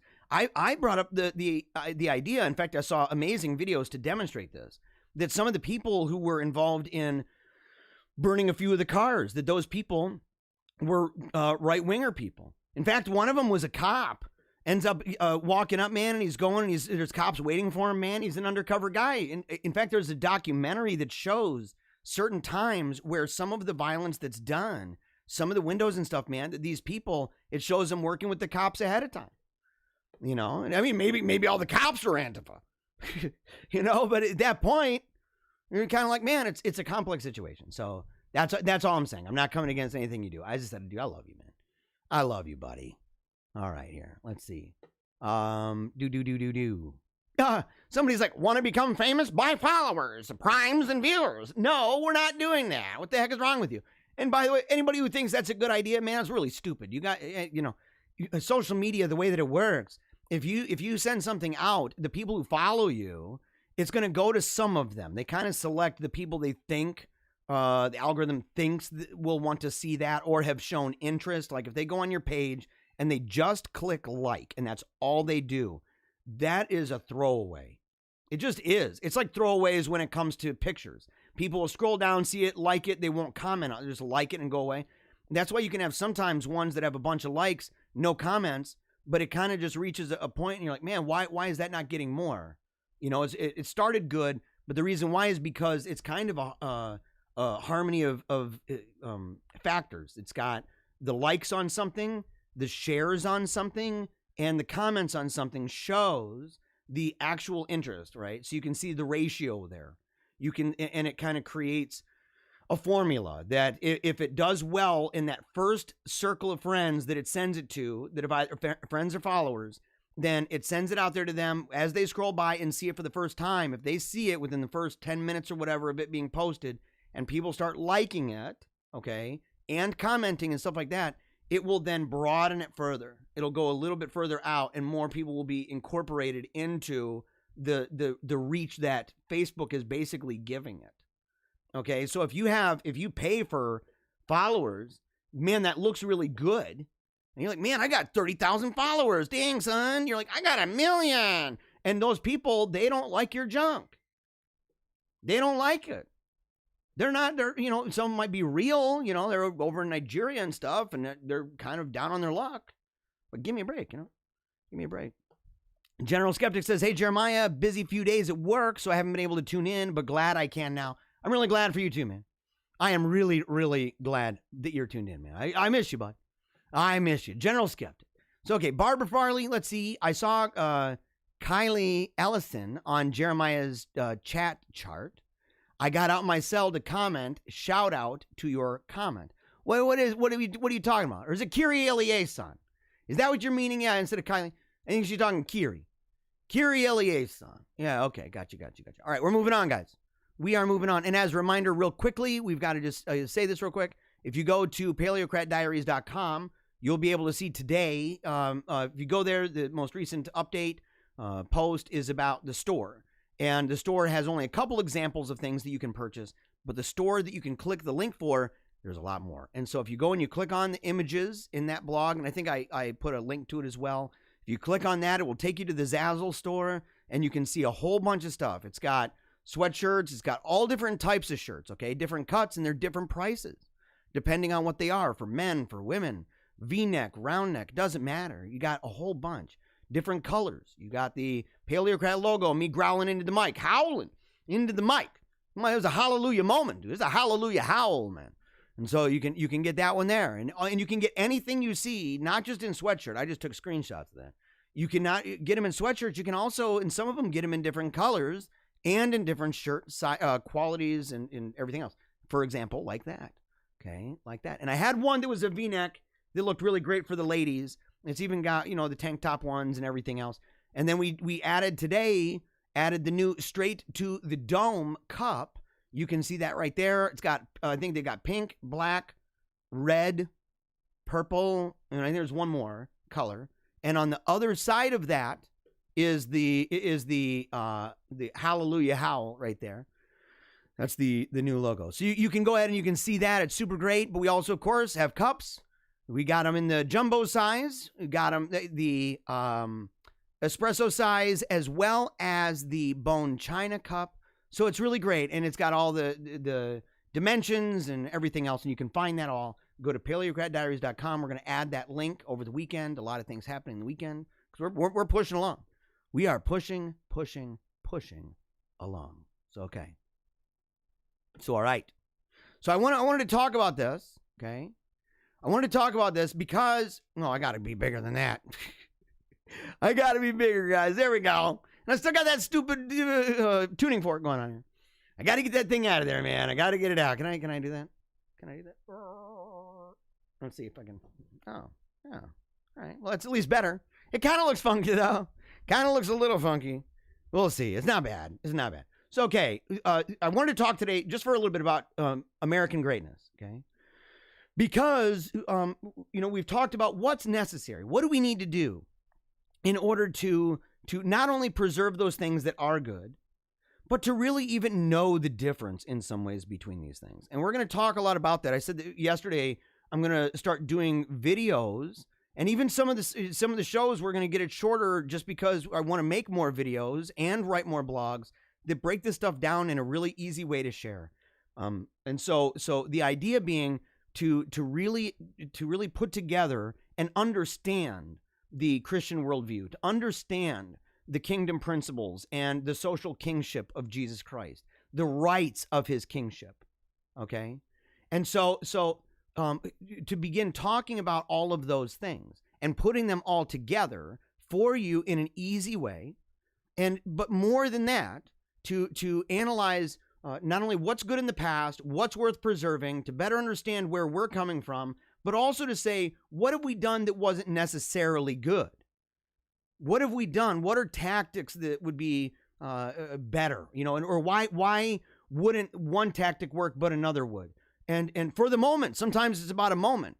Sometimes it's a little bit more than that. And I'm not just going to be presenting my opinion. I want to bring on people and talk about people's work where they've got different opinions over some of these topics. Today, we're not going to deal so much with the differing opinions. Except I may differ with it, but not necessarily having people on to debate that. So right here, political theater will not work for the right. Now, we'll see to what extent I agree or what extent we disagree, okay? And you tell me, okay? Tell me what you think on if you believe that political theater will work for the right, or what would it take? What would it take for political theater to actually work? Yeah. So, all right. For example, it says the January 6th Capitol Hill protest was, in the words of Talleyrand, worse than a crime. It was a blunder. Now, I think that's true in many different ways. However, at the same time, from a purely political perspective, I sit there and say, there are going to be blunders that are going to happen, okay? And because of the political nature of our situation, because of the place within the cycle of cultures and civilizations, because of where we are, because of what we've allowed for so long. I mean, for all intents and purposes, we're at a place where Trump really did need to be what do they call that? The great champion. He needed to be the great champion. And what it means by that is the strong man. He needed to be the strong man. And in the end, He proved not to be. Now, he was in many ways. He was able to deal with a great amount of things, but he got caught up on certain stuff. He got caught up on certain stuff and too much time paying attention to himself in some ways. Okay, and he has to defend himself. He has to defend himself, but the great champion needs to march forward. And if you don't know what the great champion is, the fourth turning. It's one of those books on my books that have informed the life of my mind, that have helped to form that. It's a great book. I don't agree with everything in it, but in many ways it is prophetic, written by the individuals who came up with the word for millennials, and predicted, in fact, that 2020, or around that time, you'd see the rise of the great champion. I thought he said 2015. And you would see the rise of the great champion, and that it'd be a strong man, that the country would be terribly divided and on the brink of a civil war, and that 2020 and 2021 would be extremely volatile, okay, in that regard. But the thing is that that's just the cycle. That's not saying whether it's successful or not. It's just simply saying that is the cycle of this. But he proved in the end not to be the case. However, we look at some of the theater and you say, okay, political theater worked for the right when it came to Donald Trump. What he did was theater. What he did every day when he gets up on that stage, or when he goes out and he's doing his talking, and a lot of people complained about this, that was theater, in part because he was posturing himself, and he understands the concept of presenting yourself as a brand, as an image, as a posturing, okay, in a world, and how that will affect other people. It can be used for bad. It can be used for good. It's one of the reasons, actually, I voted for him. More than not more than anything else, but the very idea that he was able to posture himself, even against the enemies that I knew that there would be enemies that he wouldn't be able to overcome. That there would be enemies that would take him down, or that would make it extremely difficult for him to accomplish those things that he wanted to accomplish. But the mere posturing itself, in a world of mass media, is of great importance. But it can't be just that. If it's just that, then it's insufficient. Because then it lends, and it's a dangerous thing, because it lends to the tendency of putting your trust in chariots and horsemen. And we don't do that here, do we? No chariots and horsemen with this crap. But it says this: is the brief occupation of the U.S. Capitol bad optics? Certainly in the short term. But there's no reason to believe any right-wing political activity that accomplishes anything will ever be given a fair shake in the optics department. Again, where are you talking about? Where are you talking about? And I think that another article will kind of go into this. If we're consigning ourselves, and by the way, who wrote this? Who's the guy that wrote this? Christopher Roach. And I like Christopher Roach, by the way. I like him. I think this is a great piece. So I'm not even necessarily being critical. I'm just simply trying to say, here would be maybe an asterisk, maybe, and maybe I'm wrong about it, but we'll go through it. Is that if we consign ourselves to mediums like YouTube, and not just for the shows that we like, or Facebook, and not just for the friends that we really care about, that really are helping us to inform the kind of counterculture that's what it would be now, that's advancing and that's currently in that place, because we are not setting the tone for the culture. It's just a fact.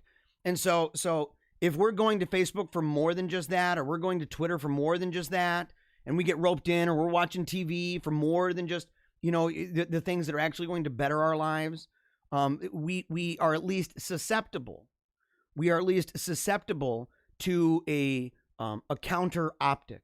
Okay, so the idea that it can be used. Take, for example, Twitter, the way that Twitter is framing, and not just Twitter, but also Wikipedia and other places, the way that they frame, okay, so the way that they're presenting the situation is to call it, what are they calling it, man? Oh, boy. Not a surge. What are they calling it? Insurrection. I forget what it was. And so, but they're using a term that is militant, that it's military. That's what this was. Okay. And so that's going to affect everybody else. If that's framed, and if we accept that, okay, if that's the way that everybody's just going to jump on board and say, well, I get all my news from Twitter, or I get all my news from mainstream sources, they're all going to begin using that same descriptor. And if they're all using that same descriptor, that's the optic that we're up against. They're using selectively actions that were done, images that were shared. And I'm saying selectively because they're not going to be sharing those images of police officers opening up the gates and waving for people to come in. You can see it. I've got the videos, man. So you're able to see this. But they're selective. They're gatekeeping this stuff. And so we are to a degree beholden. And not just in the United States, but across the globe. We're beholden to that optic. And so there is truth to that. But it's also one of those things that says that's maybe a sign that we need to begin taking it very seriously about creating things and creating different mediums. And even maybe not even using the same tech. Maybe falling back to previous tech and saying sometimes certain tech is bad. And someone said, well, you can't stop that. And I said, we can't stop sex robots either. Someone's going to make sex robots. Doesn't mean you should be, doing it. Doesn't mean you should be putting one of those in your closet. Remember, the Tea Party movement was also condemned as a collection of terrorists. And the lawfully elected President Trump was dismissed as illegitimate even before he took office. Excessive concerns for optics is a fool's errand. Again, man, this guy is good. This guy's real good. But this doesn't justify wasteful and costly efforts. One problem with recent events is that they are the right-wing equivalent of the guerrilla theater that the left has employed since the 1960s. The reason this is a good tactic for the left and a bad one for the right is that the left finds institutional support from the media, big business, and other institutions of power. Theatrical political violence does not work unless it finds that support. Now, that's true. That's true. I would say it doesn't work to its fullest. It doesn't work to its fullest. But you tell me, how many of you guys have gone online and let's say a couple years ago, back when a lot of these were still online, that you went online to look up Antifa fail videos? How many? How many of you said it's guerrilla theater, man? That's guerrilla theater. Antifa fail, right? There's some fights and stuff, some street brawls and everything that was going on. And, they put music to it and everything like that. Very popular stuff. And so you sit there and say, yeah, that is guerrilla theater. How many people are watching the videos of conservatives approaching individuals like Mitt Romney, for example? We showed that yesterday, somebody going right up to his face. How many people watch the kind of aggressive stuff? How many people watched when Alex Jones went up to, what's David Gergen? David Gergen, what year was that? 2008, I think, or 2004. I think it was 2004. He goes up to David Gergen. David Gergen used to work for, I think, the Clinton administration. He's worked in different campaigns and stuff like that. And he's a Bilderberg guy. Oh, not a Bilderberg. He's a Bohemian Grove guy. So he's been to the creepy place where people dress up in the Eyes Wide Shut costumes and carry a thing that's screaming in a bag and throw it into a fire as it screams in a big 30-foot statue of Moloch. That's real, by the way. They say, well, it's not a real human sacrifice. And you're like, wow, that really changes a lot. I mean, it does. At least it's not a real person. But the fact that you do this ritual all the time, well, Alex Jones asked him right to his face. And the guy sat there and he said, this is ambush journalism. That's guerrilla theater, man. And it was highly influential. So it depends, I guess, on what your aim is. But you're going to have to accept that while that might do really great for channels like Breitbart or Gateway Pundit, Paleocrat Diaries, anything like that, Conservative Treehouse, that you're actually going to have a really hard time on stuff like CNN because they are going to take that and they're going to flip it on its head. And you can make, we talked about this, the way that the Wall Street Journal and the New York Times reported on the same street in Russia. And they were talking about the scene in Russia. They were at the same place talking about the scene. And one of them was a place just bustling with workers and people brooming and there's women all over. And the other one was really this dystopian setting, really sad, distress. And so you look at it and say, they're able to look at the exact same thing and they can use different optics. Take this as another example. You have Hillary Clinton And they would have people where the videos when Hillary Clinton's rallies were going on, they would be behind these individuals and you would see these images with people with their cameras up and everything else. And then every once in a while you would see a picture from further back and there's 75% of the room is completely empty. Or there was one yesterday where they were showing supposedly a live thing going on, a live video. It said live. It was saying happening right now. And the person was talking right now. And it was showing a fight at a specific intersection. And they went over to, there was a person in the hotel on that intersection, went and looked out the window recording it and said, there's that person right now talking. There's nobody out there but that person. So they're able to manipulate that. And so that you have to know that while you're going to benefit from some of this kind of activism, you're also going to have, there's a cost to this. There's no free lunch, right? It's a popular phrase for a lot of these people. For a lot of people on the right, there's no such thing as a free lunch. Okay, well, that includes this, right? But he's got a point on that.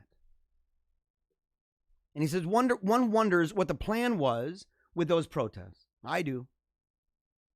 It appears to be something like, get lots of people to D.C., something, Trump gets elected. I believe that is more accurate than false. I think a lot of people were so freaked out, and hopefully a weird dissonance happening in the minds of these people, because so many of them, they're looking and it's getting hopeless. And like I said, when you pass by and the states are rejecting it, and the Supreme Court is not wanting to hear it, and when all this stuff is going on, and you're hearing every day stuff's about to come out, man, we were going to hear of the international conspiracy. Remember this? We were going to hear about that. Remember the place in Germany that was supposedly a big old fight going on. Maybe, I mean, look, the world may never know. It's like the Tootsie Pop commercial. The world may never know. Then you got Lynn Wood. Lynn Wood saying all of these astounding and outrageous things that are believable and might even be partially true. Although, look, guys, you're welcome, by the way. You're welcome, because I'm not throwing anybody under the bus with any of this stuff, but I am warning people to at least be cautious, not to just peddle anything that they hear because they want it to be true. And in one of those, if people remember, he talked about how he had a file and that he'd seen it. Isaac Kappa or whatever, and to do, I think, with pedophiles in Hollywood and everything else, that he'd seen all this in DC and everything, that he'd seen it and that he had it. Well, it sure as heck sounded yesterday like he was pulling back on that. It didn't sound like he'd seen it. Well, and he's explaining, well, I have the key. If I had it, I would have shared it already. But I know a lot of people that did that, so you got to be careful. But when people are buying into that, the idea is that it's going to require, what did we say yesterday? That when you go past and you're beyond all of those lesser measures, okay, like the courts, for example. Then it turned into, at first it was, well, we can just make sure that the courts kind of stop it and everything, and we can do analysis of it. And then it was, well, we can stop the certification at the end of it all, that we can convince these people. And then it was, well, we have to convince the Congress of the states to take over on that now. And then it turned into, well, we're going to need the Supreme Court to fall into this now. And do you see the escalation of the force? And so I think that going to DC in droves is an escalation of the force. And people yesterday, I got flack. People were like, "Oh, I can't believe you called it a mostly peaceful protest." And I said, because by the numbers, even if you say that every person who was inside the White House was a violent protester, even if you say that, you're still talking about less than 0.1% of the people who were there. What do you do about that? What do you do about that, man? And so you're stuck with that. But what was the plan? What was the plan? It was hyper emotional. To me, it's like a revival. It's like a revival. And I've said revivals are inevitable. They're going to happen and they're valuable. At the same time, if they're left at that level of an astounding hope, something you passionately want and you're really emotional about it, you're willing to go and do this, and you're putting those eggs in that basket, that eventually something's going to happen, and it's so easy to pop a balloon. It's so easy if it's based on that, and it's nothing deeper, and it's based on hopes and ambitions, which are, again, essential but insufficient. If you get let down, boom, spiraled, out of control, you're toast. And you don't want that, because the advancement of the kingdom and the advancement of the kingdom on earth, which is the only way that America is going to get great. It's the only way. The advancement of that is a long haul. There's a process involved. And it needs your attention, and not to be the up and down thing. You need to be on that same track about, the valleys raised high, mountains brought low. You're able to walk this thing, traversing with the Lord, following in his steps.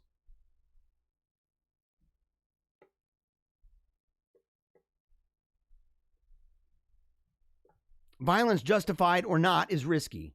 Antifa at least has the good sense to wear masks. I said that yesterday. Right-wing protesters were taking selfies. They're going to go to jail. They're going to go to jail. Some of them might actually go to jail for 20 years. Maybe more.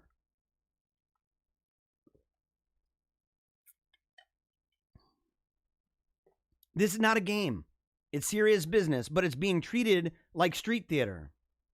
Even though, unlike the denizens of Chaz in Seattle and the rioters in Minneapolis, everyone involved can expect the book to be thrown at them. That is also something that you have to accept. There's no free lunch, especially when we've reached the age and the era, when we've reached that place in the cycle where the enemies and the friends are divided, and it's on both sides. And that when you're not the one in power in the institutions. And a lot of that's because individuals had an escapist mentality. I have friends who, I have a guy asked me recently, he's like, why do you use the word dominion? He's like, is that a hangover from your Protestant days? And I said, it's a hangover from the Bible. It's a hangover. It's a dominion mandate, man. We are here to take dominion. Okay? And it's not a kingdom of man, it's a kingdom of God. Right? But the thing is that the kingdom of man, a lot of the people in the world of Christianity, a lot of people, especially in the United States, they've always been escapists. Think about the origin of how we got here in the first place. There was a lot of escapism going on there. They're getting away from it. And then there was a blend of the Puritans, right? People who want to fix the system kind of from within, not separate themselves entirely. But a lot of the influence we had were separatists and theological separatism. And then we had the advent of Adventism, right? And I mean that in the broadest sense. The idea of a second return, the idea of the millennial reign on earth and all this stuff. That when that stuff came around, a lot of that was under the impression that we're going to be zoinked out of here.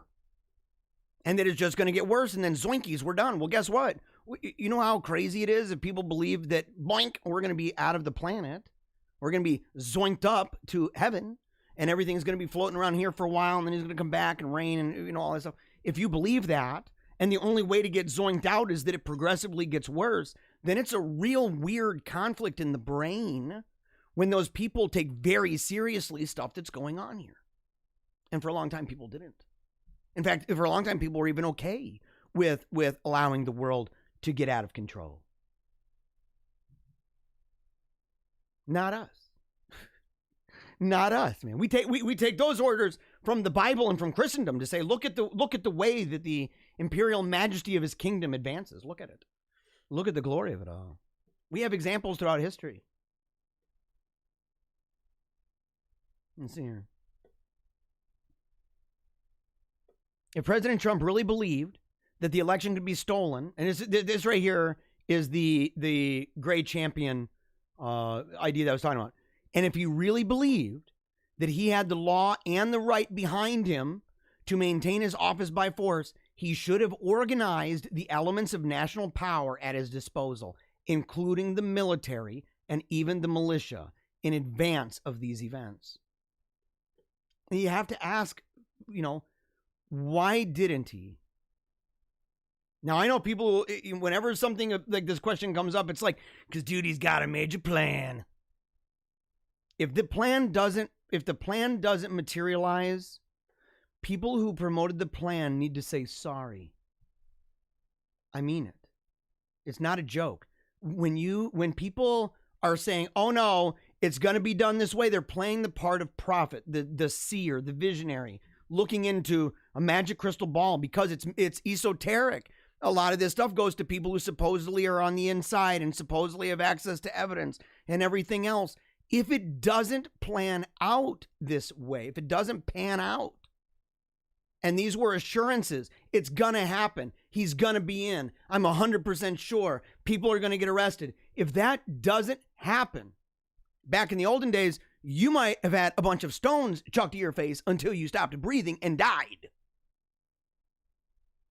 We may not be stoning people to death nowadays, but we ought to hold those individuals accountable and say, you need to actually learn to put a bridle in that mouth sometimes, to be cautious, and to be able to spot the people who, while there's opportunity that arises where all of a sudden they're out there and making these wild claims. And if they make those wild claims and it doesn't come true, don't let them keep riding that pony forward.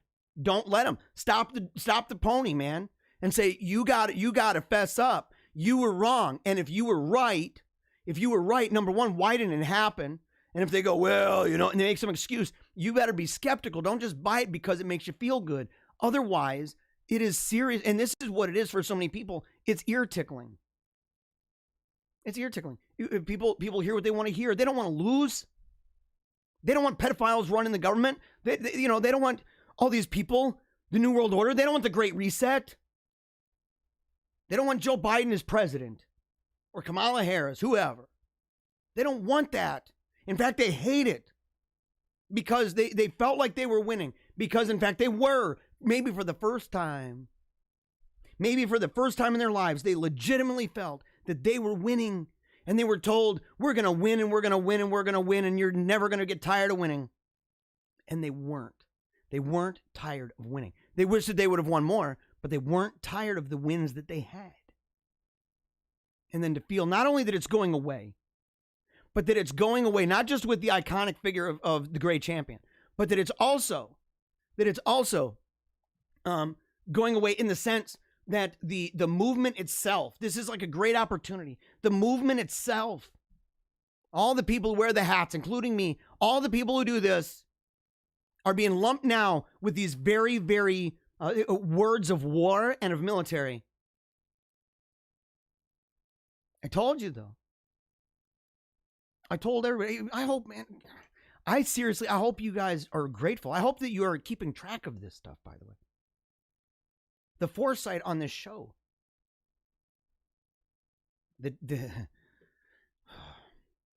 We're seeing things from a mile away. We pull Babe Ruths all the time, don't we?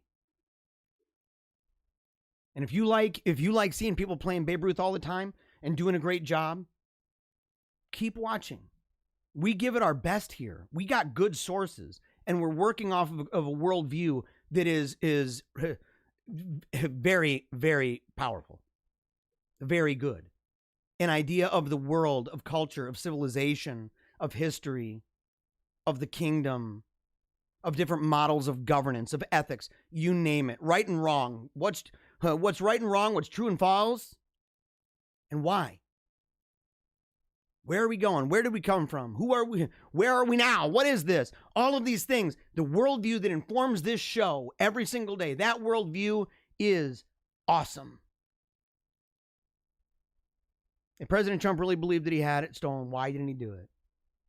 He and the right generally lack a robust, organized political apparatus.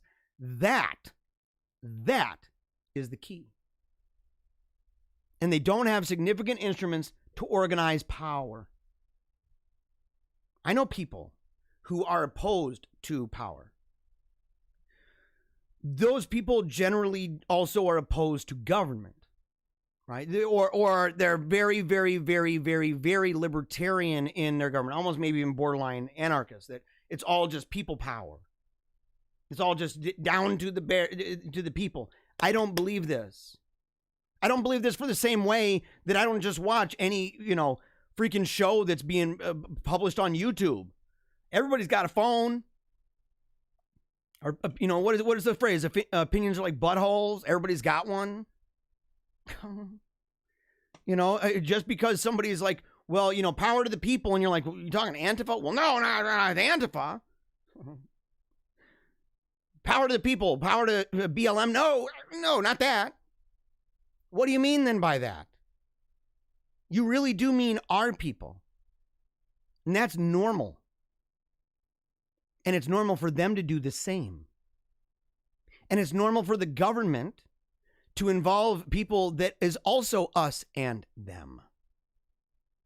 That's why they're there. That's why if we believe in democracy and we want to go and vote for people, we're sending people that we think are not only brash enough to even put themselves out there to do that, they're maniacal enough to even put themselves out and feel like they've got a calling. But a president, think about that. Think about that. It's hard to believe in a leveled view of equalitarianism and egalitarianism in that sense. It's really hard to believe that and not to believe in hierarchy and even elitism. It's hard not to believe in that when we're sitting there and we're putting somebody in a place where that individual is saying things like, I believe that I am the man to lead the United States, the greatest history in the world. And everybody goes, yeah. And then everybody's like, yeah, but we're, it's equalitarian. Nobody's better for the people. And it's like, bro, for what people?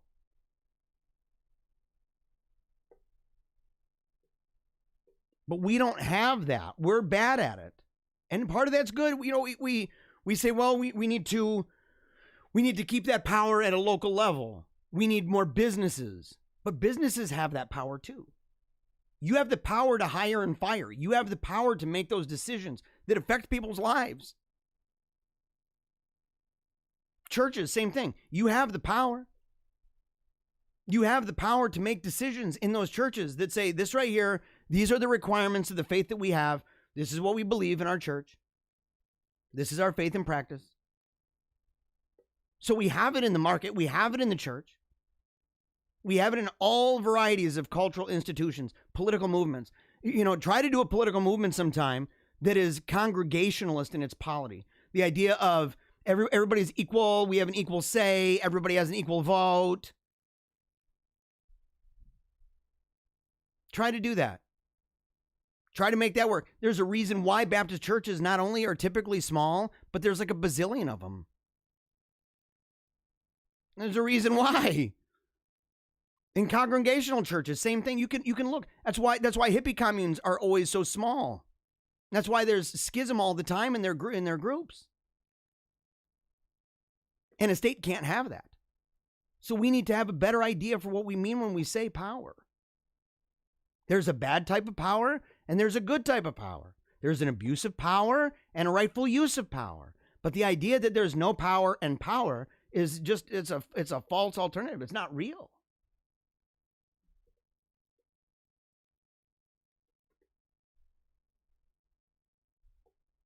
In the near term, a useful focus on right-wing activism would be election integrity and possibly the creation of a new party. I'm not going to talk too much about that today. That's something that's getting out there a lot, that people are talking about the possibility of a new party. I am very skeptical of this. I think it's good for a certain type of utility to say if you start a new nationalist party or whatever.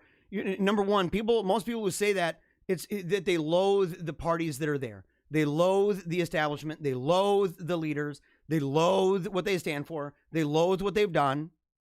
And they loathe themselves for having been duped for a long time to say, we need to vote for that person. And if I don't, then my vote is completely meaningless.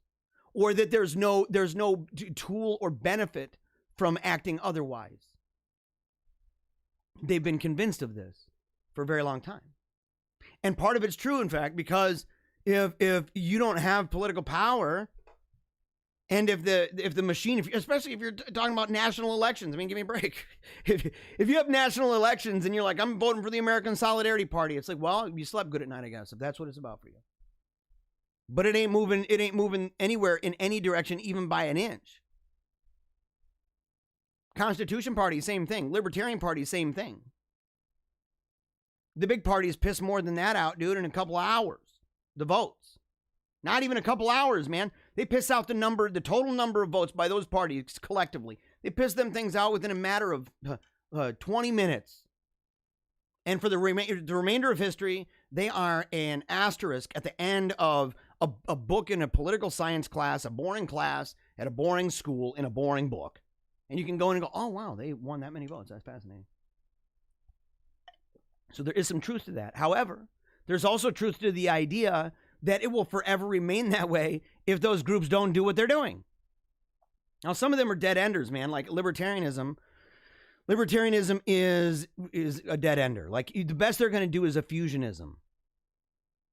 That kind of fuses traditional conservative values or traditional values with some libertarian values on very specific things.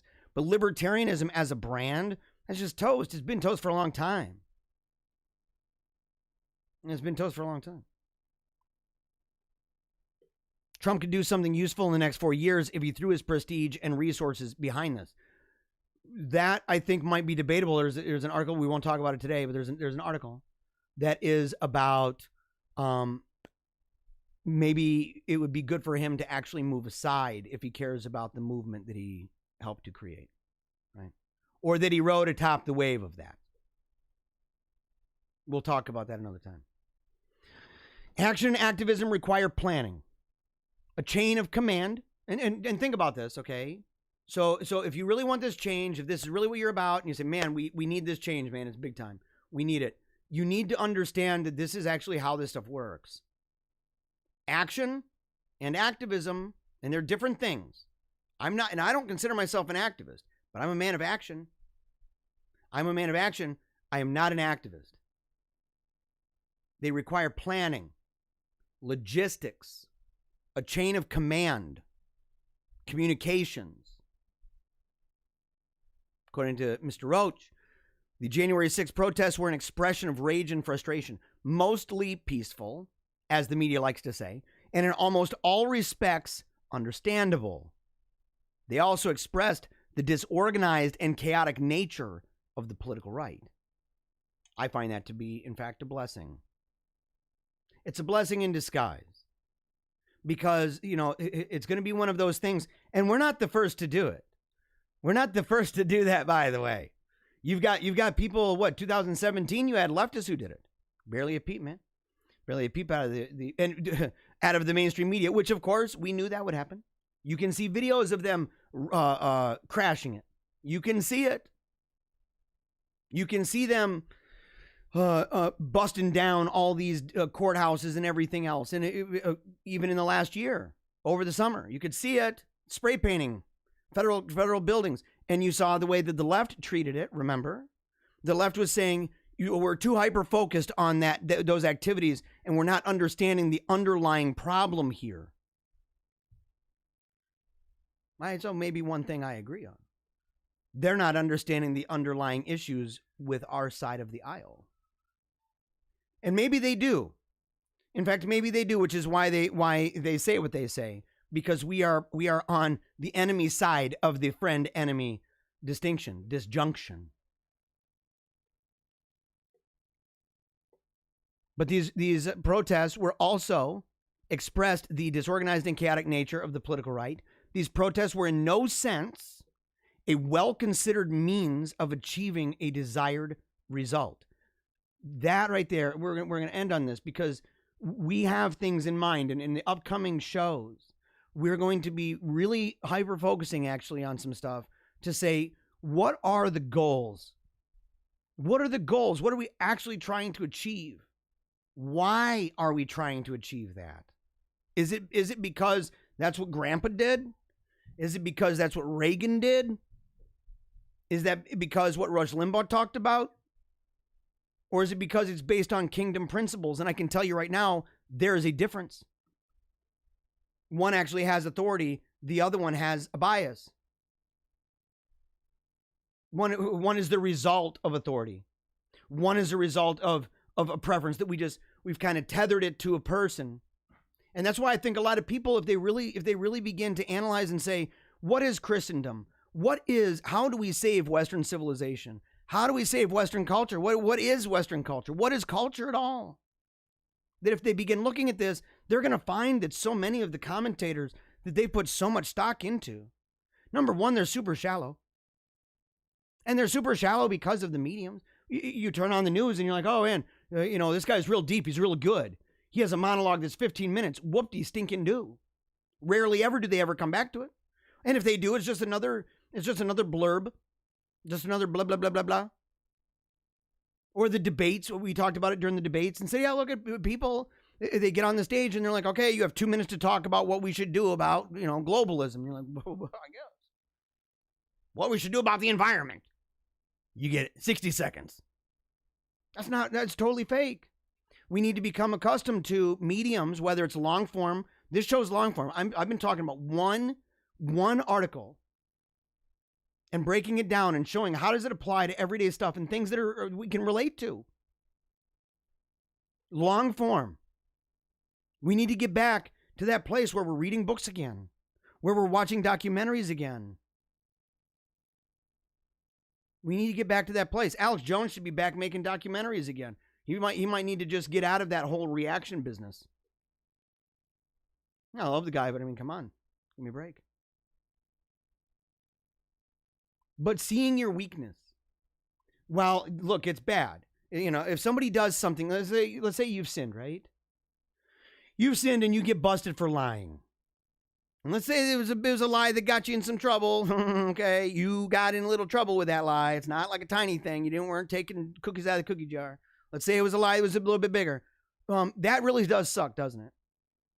The temporal ramifications in time and space for a sin, that really sucks. Wouldn't it just be great if we just got away with it, right? Why'd you have to find out I lied? But the thing is, if we get in trouble for that, and if we get busted for that, and somebody's sinning and that happens, that's also an opportunity. And you have to look at it that way. Otherwise, it's just like, well, that sucks, I got caught. You got to be honest, and you got to realize, okay, maybe, why did I lie? What was wrong with that? Was it because I wasn't telling the truth on other things, where I just should have been more forthright and honest about it? Was I doing something wrong? What was I doing that would cause that? It's an example.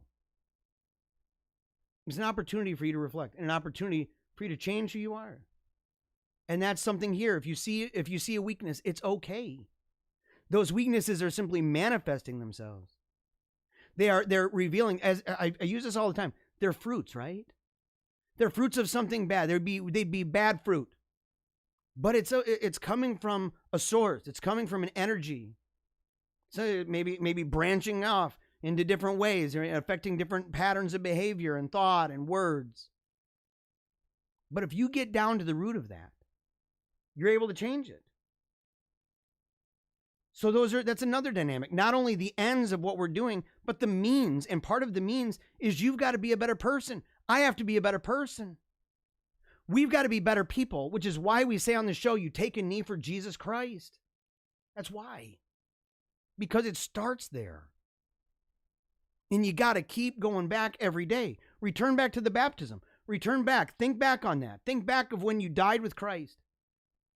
And what burden is now upon you. You are now carrying a cross as well.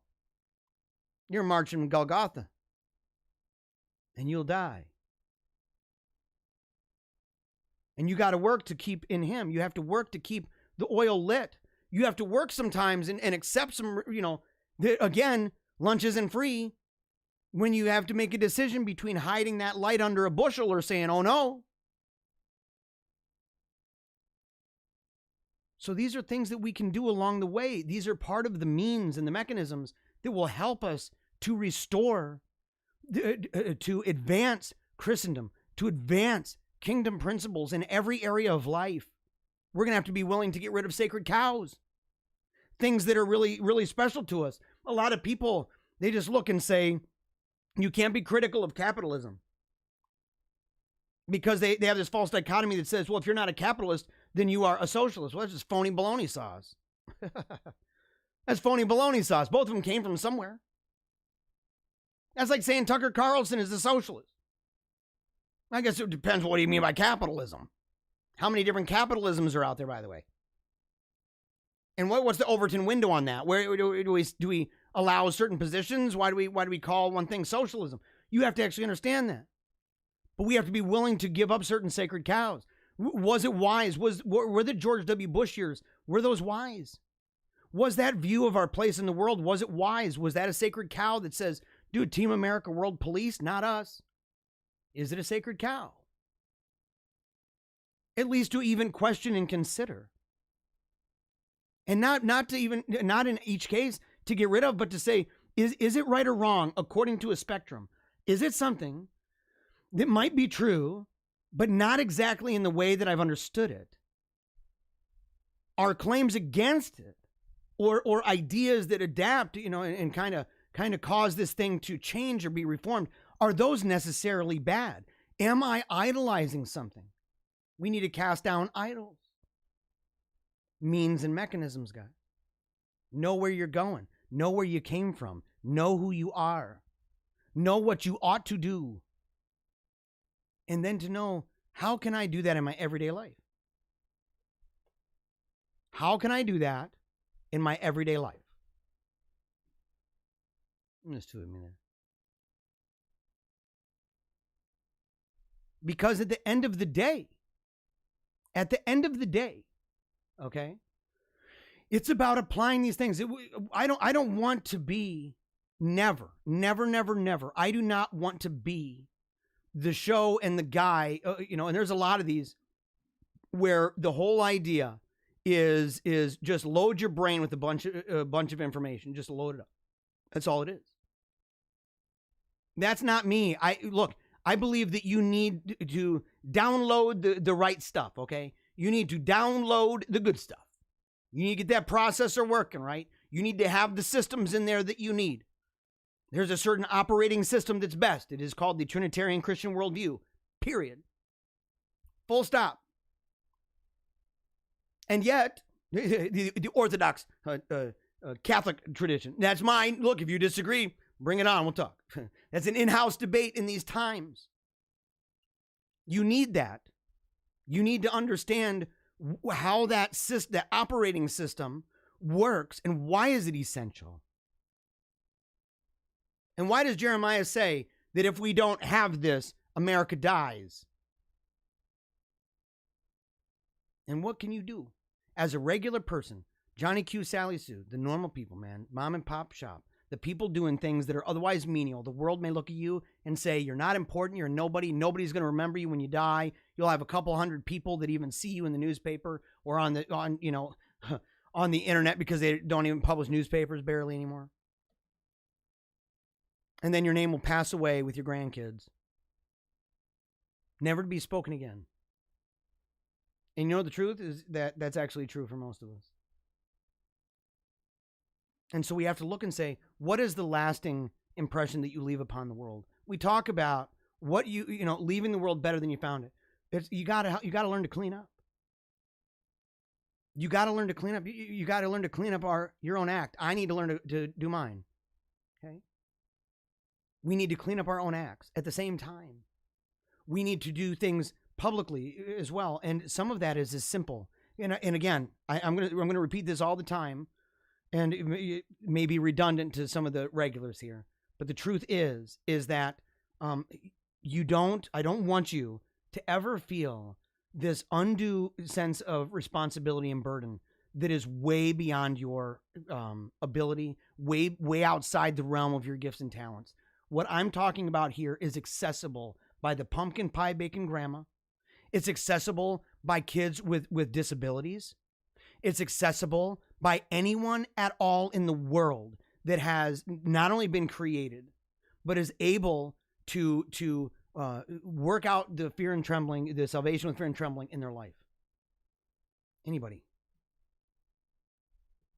That it's the kind of thing that you'll be able to take these ideas, these lofty things, these big things that have the promise of making incremental change, like the leaven. That's why you'll never hear me be like, oh, it's coming down hard. It's going to be apocalyptic, blam. You're not going to hear me say that. I'm going to rely always on those ideas that say, over time, the mustard seed grows into this amazing thing. Over time, and under sometimes heat and pressure, the leaven goes through the batch, and all of this, the idea that stuff will gradually happen. I'm not cataclysmic. I'm not saying if you just do what I do, you're all of a sudden going to become a millionaire. You're all of a sudden going to make all the changes and all the naughty's going to go away. What I tell you is that because we can trust in Jesus Christ, we can trust in that trajectory of the kingdom, that if we look far enough back for 2,000 years, we can see it's true. We can believe it with all of our heart. And you know what? You know how many people were part of that? You know how many people, you know how many people were called for such a time as they were living in? They played a part. They were parents. They were workers, working in the field, cleaning up slop, cooking up slop. All sorts of people. Teachers, money lenders. You know, we'll debate money lending. We'll debate a little bit of that. Talk a little bit about usury. Okay, we're going to talk a little bit about that. And so, but the thing is, the whole point is, no matter where you were, it didn't matter. Even in the most system that is completely separated by class, even ones that are like, well, you're way down here, buddy. You're way down here, and the royalties are all there. Even in those, it doesn't matter. Each and every person played a role. God made them. God gave them gifts. God gave them talents. And look at how Christendom developed. Look at it. And the coolest thing to me, one of the coolest, I mean, I could go on forever. One of the coolest things to me is the fact that if you look and you say, well, what's so different about what was going on with them? There were a lot of things different. We could go for a long time. But to me, one of the most iconic differences, the things that stand out in a very symbolic way, and by symbol, meaning something deep and powerful beyond what you see, something deep that permeates the entire scene of what you're gazing on. And what it is this, the centrality of the church in the town. The centrality of the church in the town. The insistence that those spires are taller than any other, and the insistence that there is grandeur all about. And that when those bells rang, we look at them now just as time. When those bells rang, those people would kneel. That city would stop. The church at the center of the town. You can take it all over the place. You can say, same thing with your home. Same thing with your church. Doesn't matter. Doesn't matter. Because it's at the center of your life. And as long as we put that there, as long as we make sure that our relationship to all the things we're doing is covenantal in nature and within the confines of a history of salvation that is constantly going up, and realizing that we are part of that, and that it's not just good for us to go to heaven, it's also good for other people around us in the here and now. And not just so that they could go to heaven, but also that they could be free. And not just free, a modern concept of freedom, but a concept of freedom that is not licentious, that says you are free to do good. You're not free to do evil. No way. Look, that's I don't even know how to, we're going to talk about it. There's going to be under a conversation about liberalism. And what is liberalism? Not in the sense of just pure leftism. I'm talking liberalism in the historical sense of the word. Certain freedoms that we might end up being some sacred cows. That's why I said constitutionalism in some ways might be a sacred cow. Especially when we can see how our enemies use it. And apparently it's completely legit. Apparently. So, all right. Before we go, I'm going to go real quick. We're going to do just the, oh, here we go. Hold on. Let me go back to the screen. The chat screen. Oh, man, that's a weird thing. It's a weird thing. Burp, burp, burp, burp. Yeah, why is that all like not looking good? What's up with that? Oh, I know why. Oops. I know why. Because I shortened this up. Okay.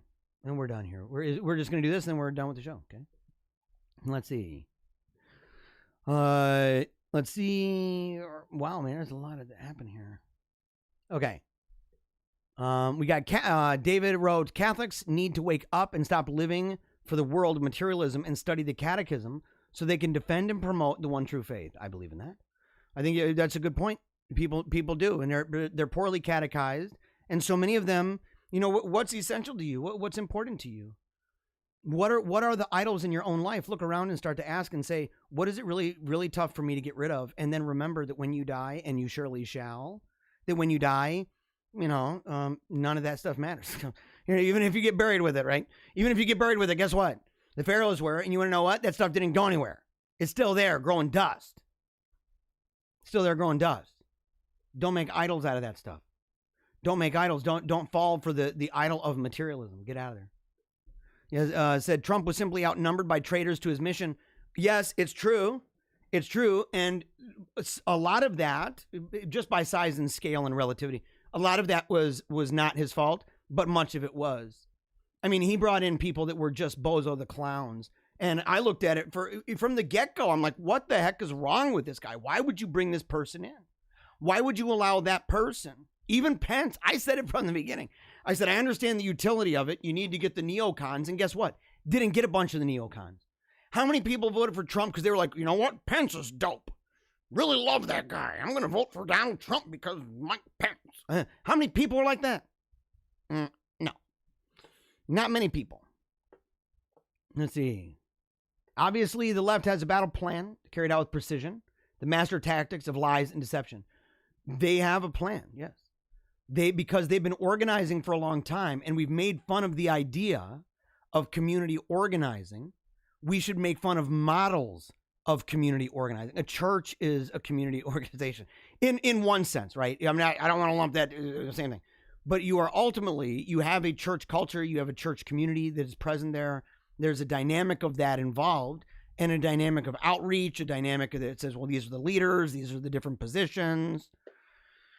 You name it here, okay? Strove Tuesday said, David, we are awake, and we're trying to dethrone the imposter Pope that was put there by Obama and Joe Biden. Please pray for us. I don't know what you mean by that. What are you talking about, Strove? Obama and Biden put him in there? You know, you're gonna have to actually show me some of that stuff, man. I'll have to see some of that. You know, here's a conclave. Let's see. All social media needs to fall under public utilities.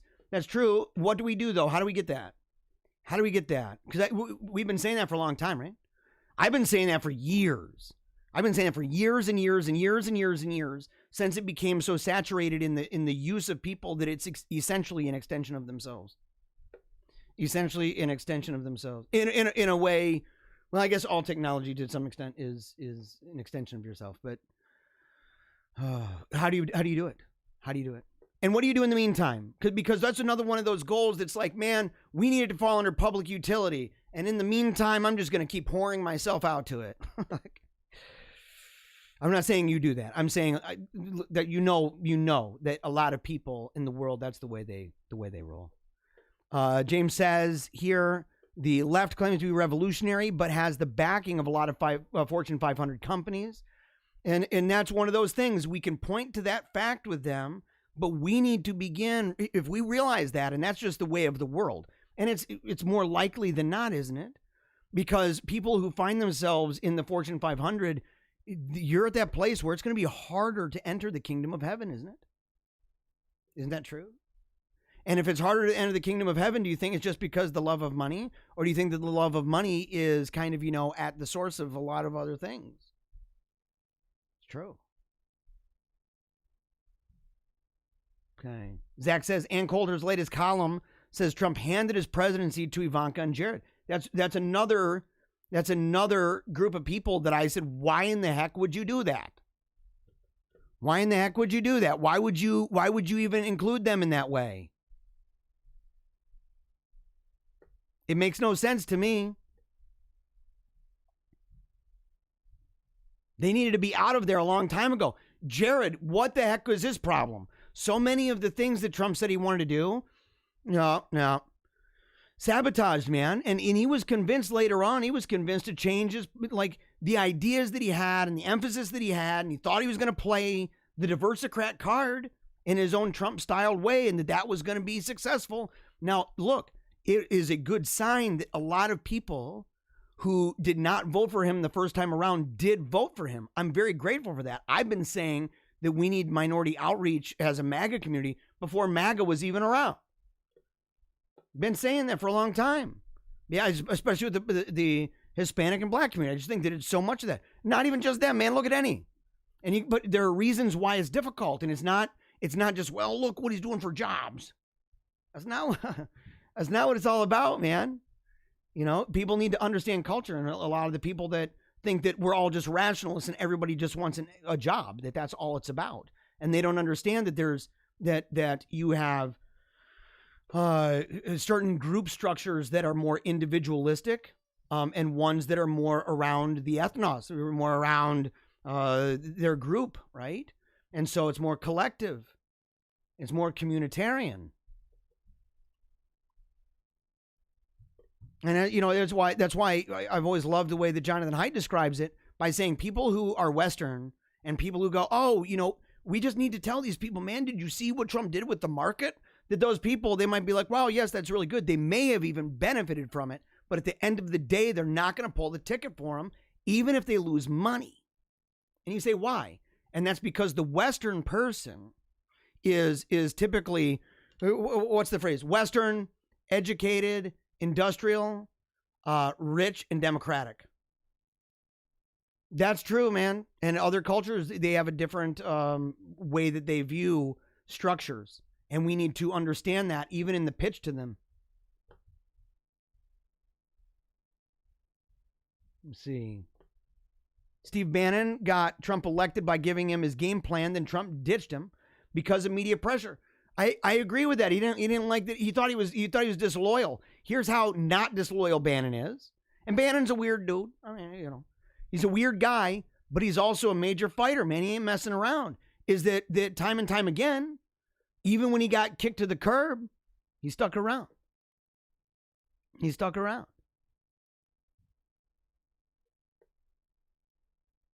It's good to see people apologizing if they went too far in the comments talking to each other. Let's see. Rachel says it only takes one to make us all look bad. That's true, and it's false. You know, we're going to look bad in a day and age. Rest assured. Right? I'm not meaning to criticize. Rest assured that, you know, they could make us look bad no matter what. And if one person did something, that's even worse. But no matter what, because of the nature of where we are in the world, in the cycle of absolute politics, and that's why everybody is saying, oh my gosh, so many people are saying it feels like everything is political. Everywhere I go, everything's political. And they complain about it, and then they go online and they do stuff that's political. And you're thinking, because we're in that phase of this thing, right? This has been, but you're there. So when you're in that place, your enemy, if you say, well, they're not my enemy, I just disagree. And you say, but you are theirs. But you are their enemy. And so you need to understand that relationship is just, you know, you might say, I'm not your enemy, but you might be saying that at the end of a barrel of a gun. Let's see. Yeah, people are saying they think 1 million people. I don't know if I'd say 1 million. I don't know if I'd say 1 million. There was people always say that. An escalation of force, and rightly so. I'm okay with politicians being scared. Look, that's one of the things too. That's freedom to me. Yesterday compared to what Americans would do to politicians pre-1776 was milquetoast in comparison. And you got it. It was. Well, yeah, okay. It would have been way worse in 1776. Those buggers going in there. It's gonna be pretty rough. At the same time, in fairness, to say, yes, I agree with you. I also agree that escalation of force, there's no free lunch. When people use that escalation of force and we compare it to 1776, we got to compare it to the fact that people died and were arrested. That people died and they were arrested. People gave their life for this. They were willing to. They put their names on the line for this. Let's see. Do not put your TV in January 20th. It's hypocrisy. That's Lydia. It's going to be tough, isn't it? People are going to want to see it, but it's going to be a tough deal. It's going to be a real tough deal. Latin Patriot says, Father, please smite the tyrants and protect our freedoms of speech and freedom to worship you. Father God, amen. You know, this is one of those things too. You know, it's the idea of praying prayers that you can find in the Bible that are definitely not nice. And saying, you know, smite them dead, man. Smite them dead. Bring them down with your strong right hand. Bring them down. And Latin Patriot, thank you, $1.99. Everyone, please learn to be a prayer warrior. Yes, absolutely. And that's one of the means and mechanisms, primarily, of course, for the necessary means of salvation, but also its role in the restoration of all things in Christ and placing everything under his feet. So, yes, we were going to talk about that. In fact, I said that we were going to talk about that recently, said that we're going to go ahead and have those conversations. Trump should be a kingmaker. We need a right-wing George Soros. To that degree, I believe that. But the thing is that it's one of those things that if Trump's gone, I'm not one of those that's holding out for 2024. I'm just not. I don't even know what would happen if that's the case, because maybe he'd learned his lesson. And what's it going to do? Is he going to get in there and say, well, I'm not going to hire a bunch of neocons that I campaigned on the idea of saying that they made the worst decisions in geopolitical wartime history, the worst ones with the worst lobbyist influence and all this stuff, and then get in and get involved with those same people and hire them? You know, what's he going to do? And there was a sense of the novelty with the first time around. I don't think that sense of novelty would be there, especially when by the end of this, he's literally all alone, him and Ben Carson. And I don't know how long Ben Carson's going to hold out.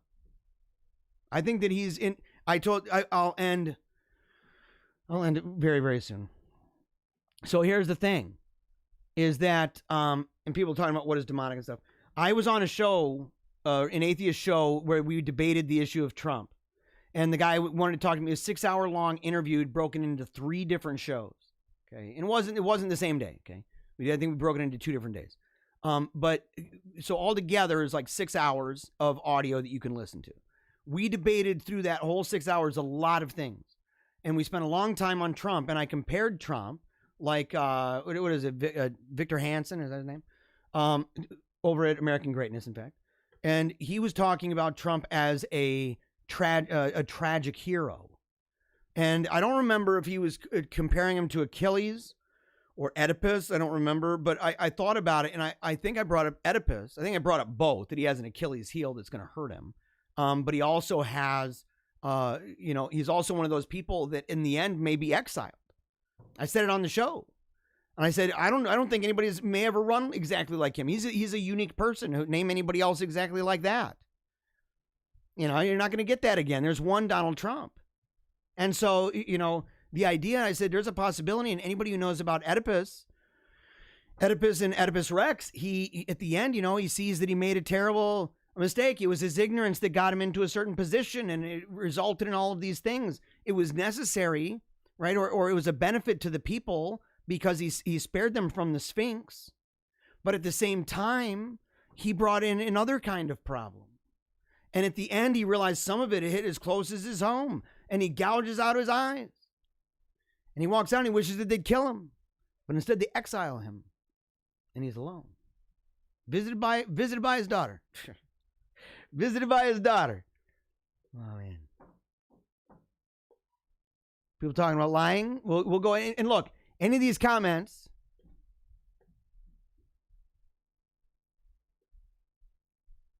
Let's see here. Okay. Not entirely sure what's going on here with that. Okay, replying to that, google.com, whatever. All right.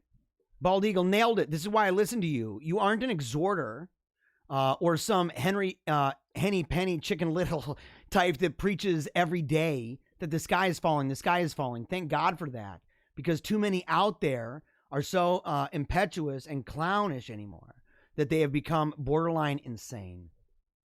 Yeah, man. Yeah.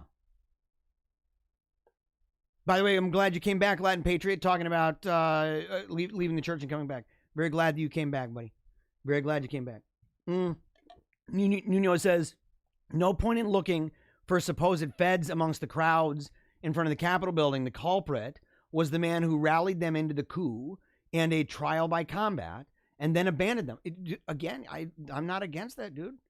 I'm not against that. That was honestly what a lot of that was the idea of saying, look, go down there. Now he did, in fairness, he said, go down and peacefully do this. However, he should know, and maybe let's assume he did.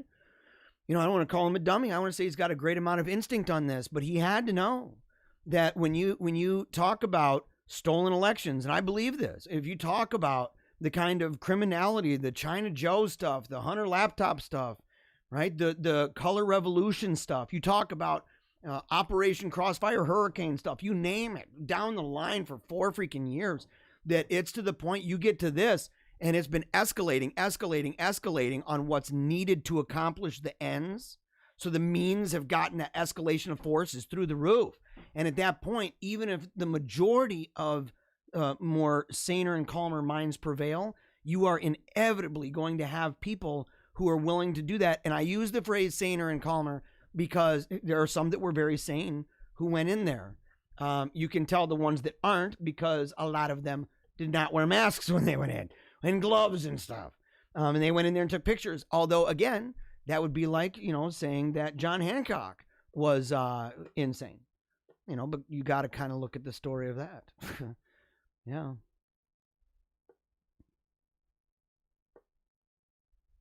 Yeah, MMSU, job creation doesn't guarantee the preservation of tradition or the family unit because it is a utopia for industrialists and mega corporations as this gives them more profits. Mm-hmm. Boy, oh boy, oh boy. Okay, this is the end. I don't have to scroll down much further. And by the way, grateful for all the comments. You guys are awesome. Let's see. Nuno goes, I know it's hard to determine reality when mass media is pushing post-truth and alt media is doing the same. It's very hard to resist confirmation bias. In fact, it's almost impossible anyway. It just, it's like the idea of neutrality it's a tough sell. But his supporters need to stop weaving intricate narratives about false flags, psyops, and plan trusting. I agree with you on almost all of that. And I look at it and say, I think a lot of the things we deal with are inevitably psyop on the level of mass mediums and things like that and government propaganda. I think that we've been enduring something like that for a long time. However, those are really hard to pinpoint and say for sure that that's happening.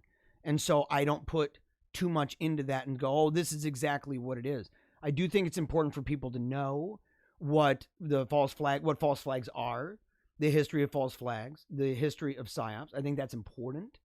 But at the same time, if people are using that as an escape hatch, and I think a overwhelming number of people, because it's hurting them sincerely, and they don't, and they put their faith in horsemen. They put their faith, whether it's Trump or the system itself, whether it's Trump or the Constitution or the Supreme Court or the Congress or the idea of the people and all this stuff. They may have put all of those eggs in that basket. And to see what's happening now, to rationalize this, they think it could only happen this way. And I am relieved a little bit that they think this, because that bubble is going to pop too. And when that one does, it will be inevitable. Historically, we have precedent that once they realize that even the system by itself is jacked like this, and that maybe it's been jacked the entire time, and that this has been a thing that has kind of gone on, and we talk about these even certain freedoms that may in fact not be freedoms, but may in fact be vices or misunderstandings of freedoms. Maybe we're operating off of an idea of freedom that says you have the freedom to make porn. I mean, do you really? Is that serious? Are people saying that for real? Well, yeah, they are. Not always. Do you have the freedom to, publicly engage in doing the butt stuff? Dudes and everything? Are you, is that freedom? What is that? What is freedom? And if people are basing it off of this very, modern view of this kind of licentious thing, I'm like, you have more in common with the founder of Penthouse than you do with Jesus Christ in the Christian tradition. I'm sorry, I don't know what to tell you.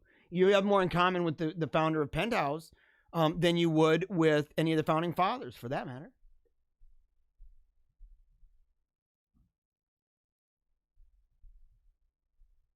Don't ask God for a lighter burden and be saved from all this mess. For the same Bible predicted that things will go south. I don't know, man, dude. No, it doesn't. Well, okay, it does. But the thing is every time that people say that, every single time in history, we can look back, that's happened so many times. I'll tell you what has happened are the other promises that the Bible predicts, and that is that everything will be placed under Jesus's feet until the final thing that remains is death, and then he comes. Like, or that the tree gets so big that even the birds of the air make their nests in it, or that the kingdom is such that even the kings and rulers of the world are bringing in their gifts. Yeah, it's kind of optimistic. There's a lot of optimism and tons of the prophecies, making and discipling all nations, baptizing them. I mean, look, that's optimistic, man. That's not doom and gloom. And doom and gloom tends to be what people, and it's so weird. Why I don't understand this. That people, they can look back in history and see over and over and over the doom and gloom crowd. Over and over. They were right about the fact that there's doom and gloom all around. But they were wrong to make it as if it was certainly or even probably about them. And how do we know that? Because we're talking about them. That's why. And the probability that it's you is in us is barely more than them. Barely. We'd say, well, infinitely in a way because we're here and they're not. So at least we have a possibility. But I'd say, look at the probability, look at the way that works. And say, so I guess we're moving toward that, if that's what you believe the end is about. I'm triumphant, man. I am. I'm triumphant. But we will face evil. And evil relative to size and scale. And in a global scale where we are now, the evil will be bigger in its impact, more global in its impact, more immediate because of technology. Those are factors that due to relative size and scale would make ours seemingly worse, which would, again, is the march toward, a great evil in the end, if that's what it is. Let's see here. Yeah, people saying that you met good Muslims, although I did not know them well. And maybe I've known some good, nice atheist people too. I've known some nice people with all different views and stuff. The rain pours on the just and the unjust, and the sun shines on the just and the unjust.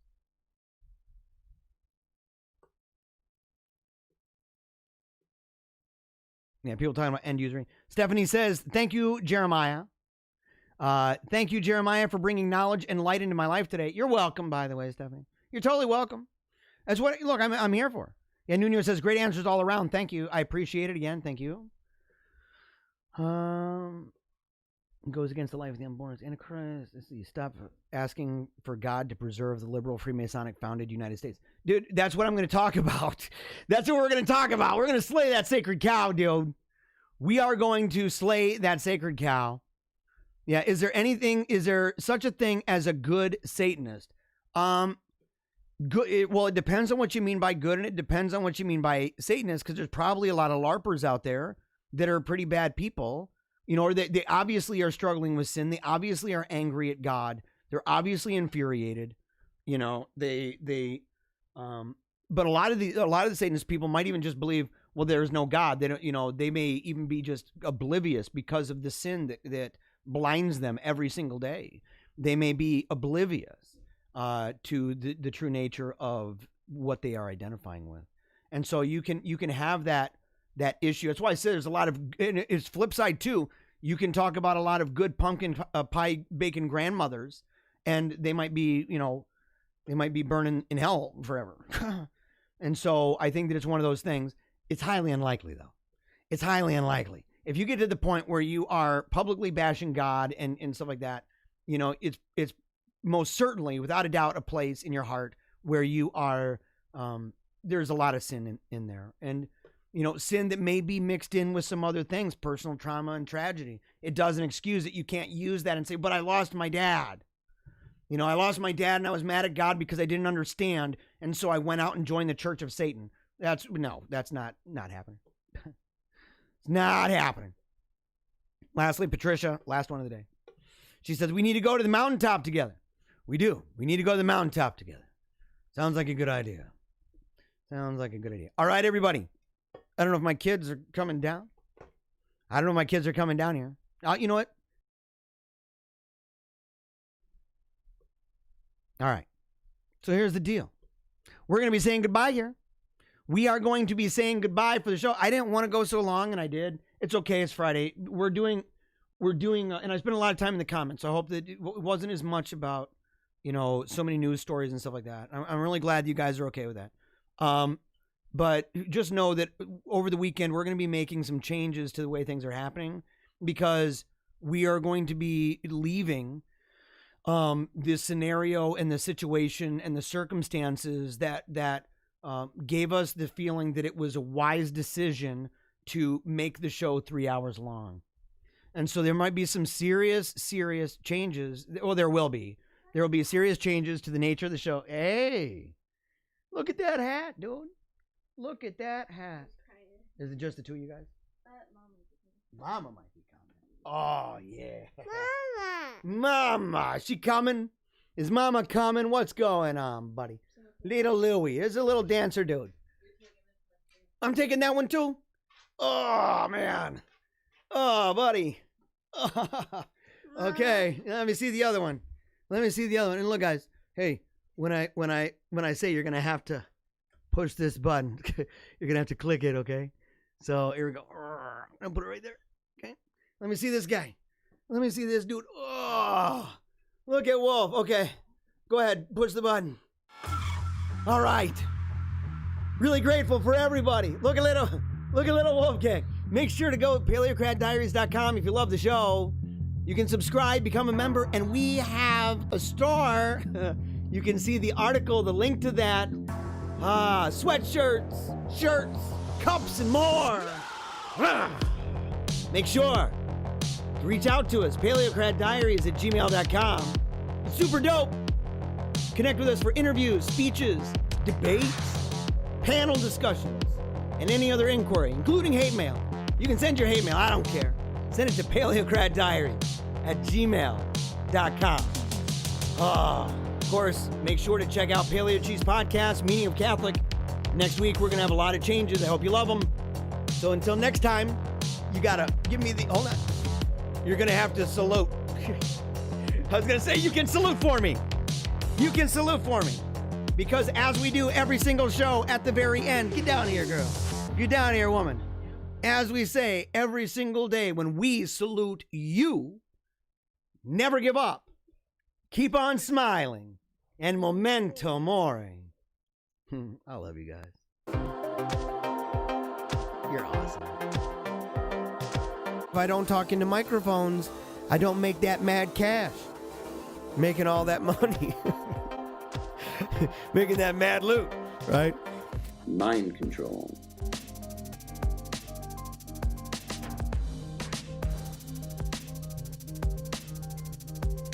So we see the minority elite imposing their ideology on an unwilling and resentful populace.